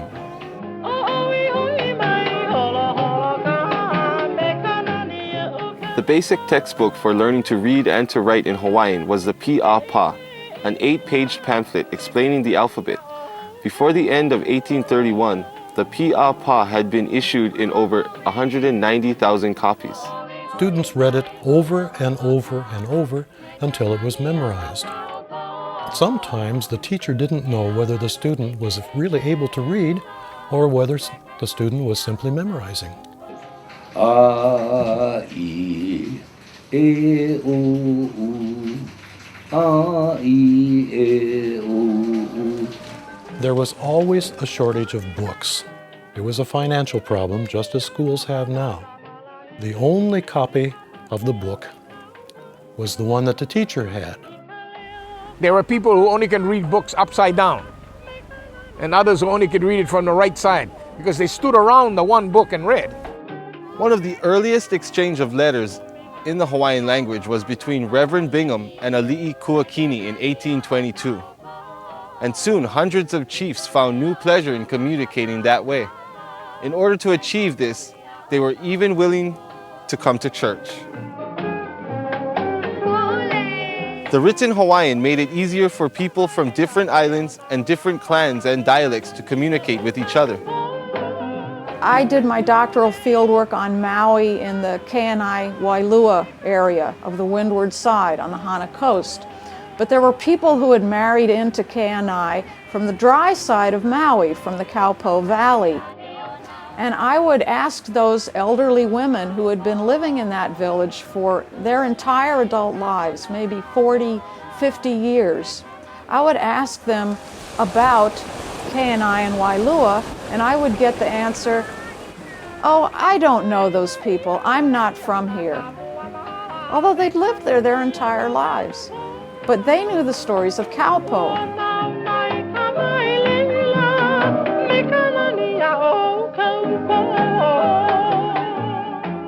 There are 3 works mentioned in the memoirs of Henry Obukaya, a grammar, a dictionary, and a spelling book. But only the grammar has survived. It was discovered among historical papers in Honolulu. I decided that since it was short, it would make a very good little book to set in type and print on the printing press there in the old-fashioned way. And after I had finished printing all the pages and had finished binding the book, I discovered that Obukahia hadn't written the manuscript, at least it wasn't in his hand, that it was in the hand of Samuel Ruggles. Even though the Hawaiians had amazing memories at that time, with the written word now it was possible to write down volume after volume after volume of folklore. I wish they'd done more of it.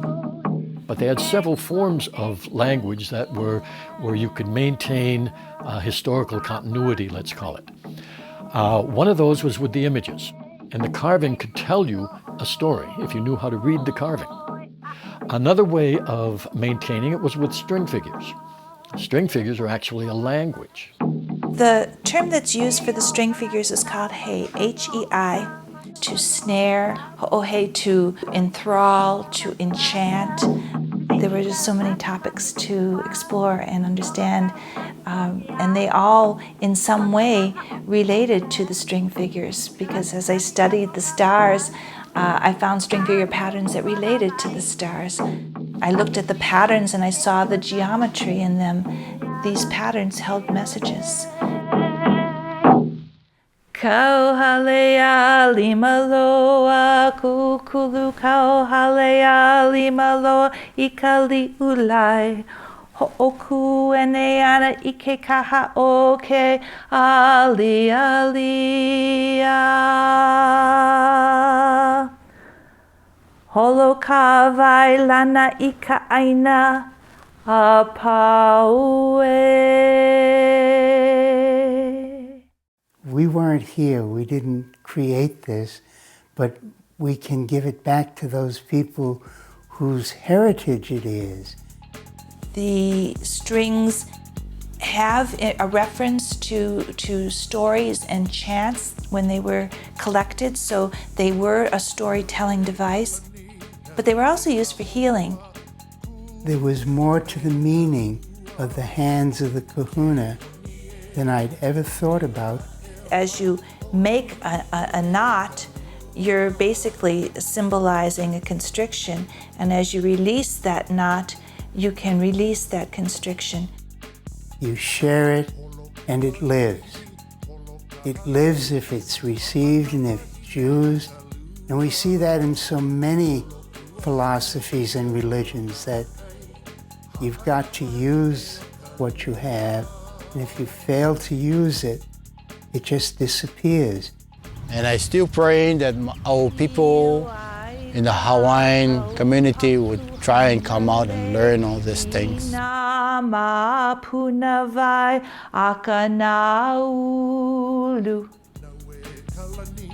They also used knots of various kinds, or like in lashings and things like this. There was a way to read when a canoe was lashed. A person who knew how to do this could read who made it and what his family history was and who his teacher was. Hipu'u, the knot recordings in Old Hawaii, are similar to the ancient quipu of countries like Peru and Bolivia. Strings are very old and they were used as mnemonic devices. Each knot represented something, and in Peru, strings were buried in the graves of people, and they were said to hold historical information.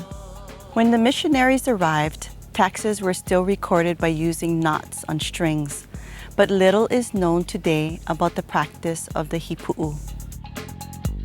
We found the Marquesans also used it as a mnemonic device, and it was carried by them, probably by the navigators as well.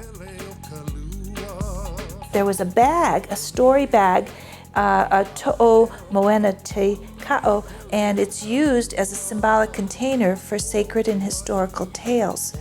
Even in the kites in Polynesia, where the feathers on the tail of the kite would represent something, and in this particular kite, the tails was representing the Pleiades. There's stories about the ability of women to read the knots that they used in sewing quilts, and that means probably much before that. Now you remember, the women were mainly the ones also who did the tapa cloth. All of Hawaiian art is symbolic. I don't think there's any concept of just plain decoration without meaning.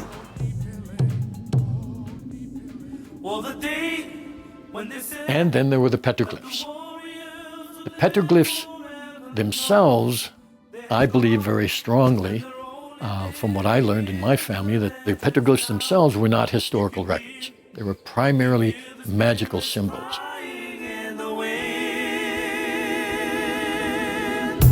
Lost without a trace at all. Petroglyphs all over the world are similar, and here in Hawaii, there is no clear set of rules how to interpret them.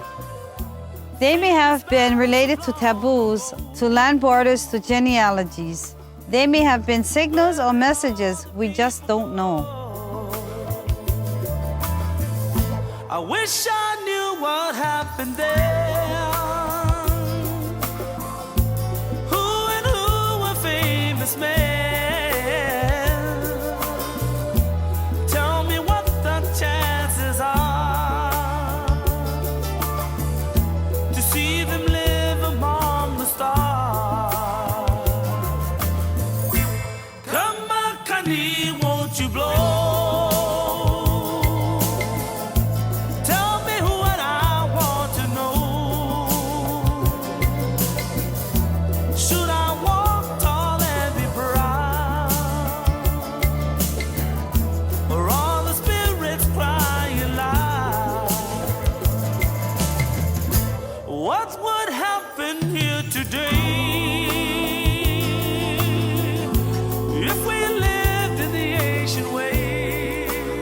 What's interesting is that some of the petroglyphs that we find in Hawaii are identical to the actual writing that were the figures that were used for writing among the Easter Islanders. Come on, Kani, won't you blow? And the same kind of figures have been found on some small amount of writings among the Maori.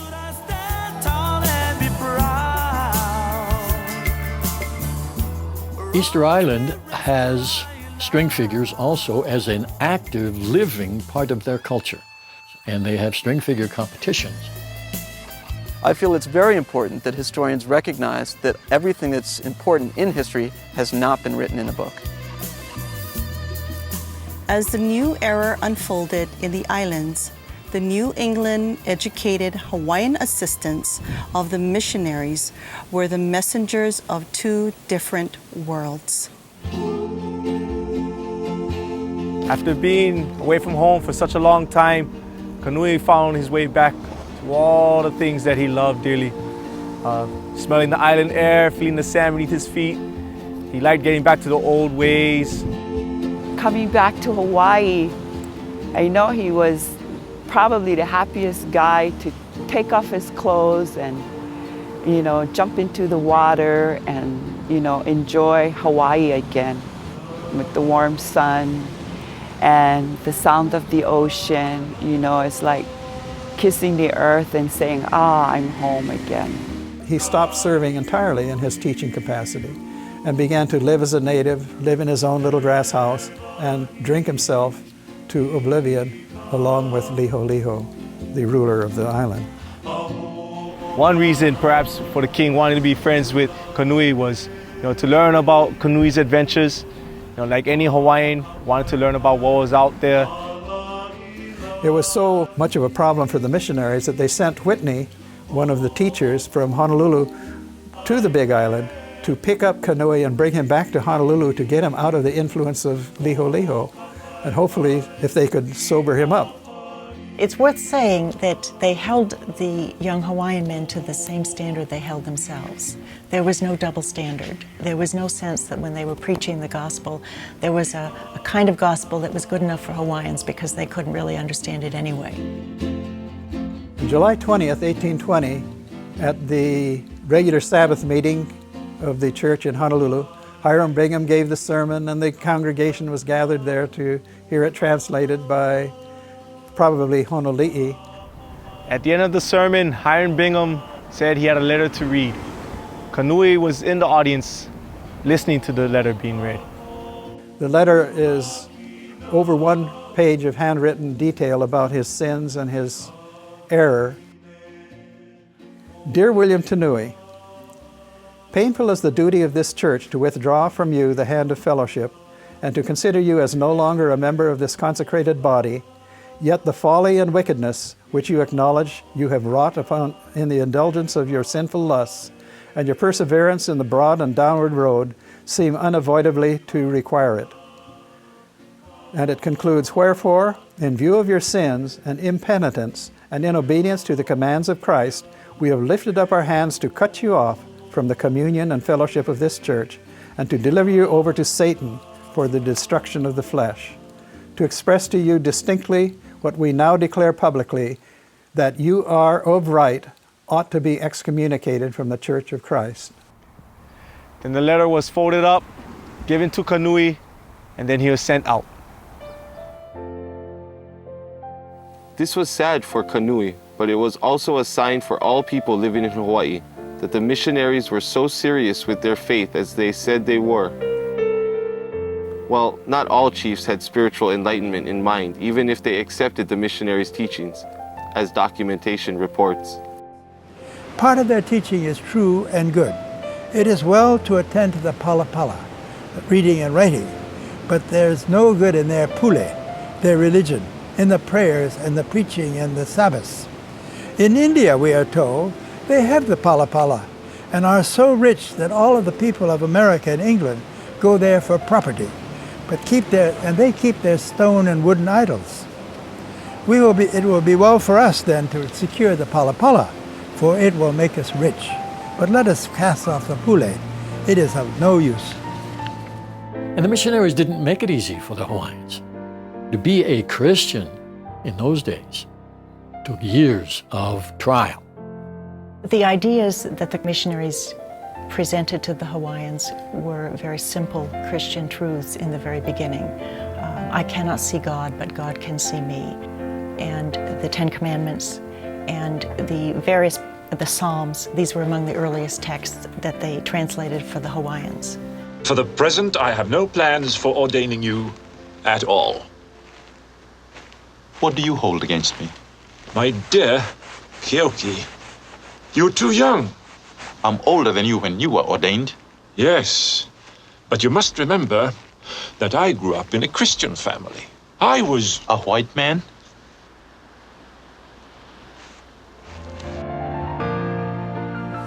Each one is worthy.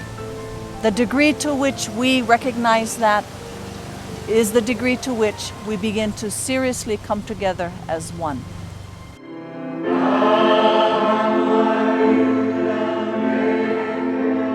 would take a long time, at least 5 years, before back and forth with various interactions, the missionaries finally made their first important baptisms. There were 8 ali'i in December of 1825, including kahumanu, who were accepted into the church. After that, there were as many as 3,000 at a church service, whereas in the beginning there might be as many as 20 or 40 at a church service. In the first years of the mission, there wasn't a lot of money. Because the American board had to supply missions in Asia and in other places, the more success was reported, the more money and supplies went there. Only when the first Bible passages were printed in Hawaii and conversions were reported, more funds came in through donations. And new companies of missionaries arrived several years apart, always just another handful of young Americans.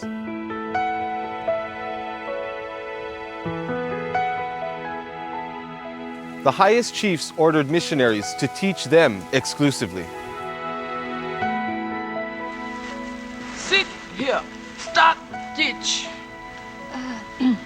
Perhaps we should begin tomorrow. We begin now. Missionary William Ellis wrote, "The day before yesterday I spent entirely with the king at his house. Today I have been with the king and queen of Tauwai, and Karaimoku requested that I would be with him by 6 o'clock tomorrow morning." Mr. Bingham had just returned, greatly fatigued with the labors of the day. Maria Loomis wrote to friends on the mainland, "I think you would find me greatly altered shortly after her arrival in Hawaii." Since divorce was not an option, only death would part the couples, and this did happen, actually quite often during the missionary era. Some ministers lost their first wives and had to return to New England to find new ones, or they would marry a widowed wife of a colleague. Later, single women were sent on missions who got to function as extras. Sybil and Hiram Bingham were clearly suited to one another. She writes aboard the Thaddeus in her journal, "While I lean upon this beloved friend as thy gift, gracious Savior, save me from idolatrous affection." And that is to say, it is not things of this world. It is not even the affection of husbands or children. It is always the relationship with God that is primary. Because you have so many different people, they felt differently about certain of the traditions. Hawaiian medicine, for instance, was adopted and embraced by many of them because it worked. And there was a respect for that knowledge. But they also spent hours and hours nursing people, passing out quinine water, and asking for barrels of it to be sent to wherever a village had been struck by some disease. And they were able to do some healing for Kahumanu. That made a huge impression since she was the regent and really running the whole country. Families have different traits, you might say, of their religion that they practice, especially in healing. In the 19th century, in the wake of Western contact, there was a near genocidal depopulation of Hawaiian society. Go back to your homes. Go back to your homes. No, too hot, burn like fire. Get cooling water. Even at the conservative estimates, we can say that at least 1 out of 5 Hawaiians died in the first couple of generations after the arrival of Captain Cook, due to a range of lethal introduced diseases. Hawaii had very effective healing traditions, and there were many forms of diagnosis and treatment, from plant medicine and counseling to massage and hypnosis.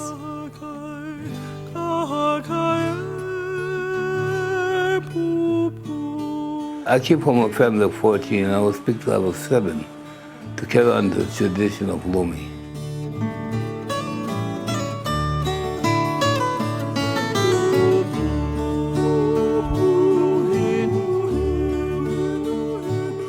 The meaning of Lomi is to massage, and you massage your way, I massage my way, you know, and that's how it is.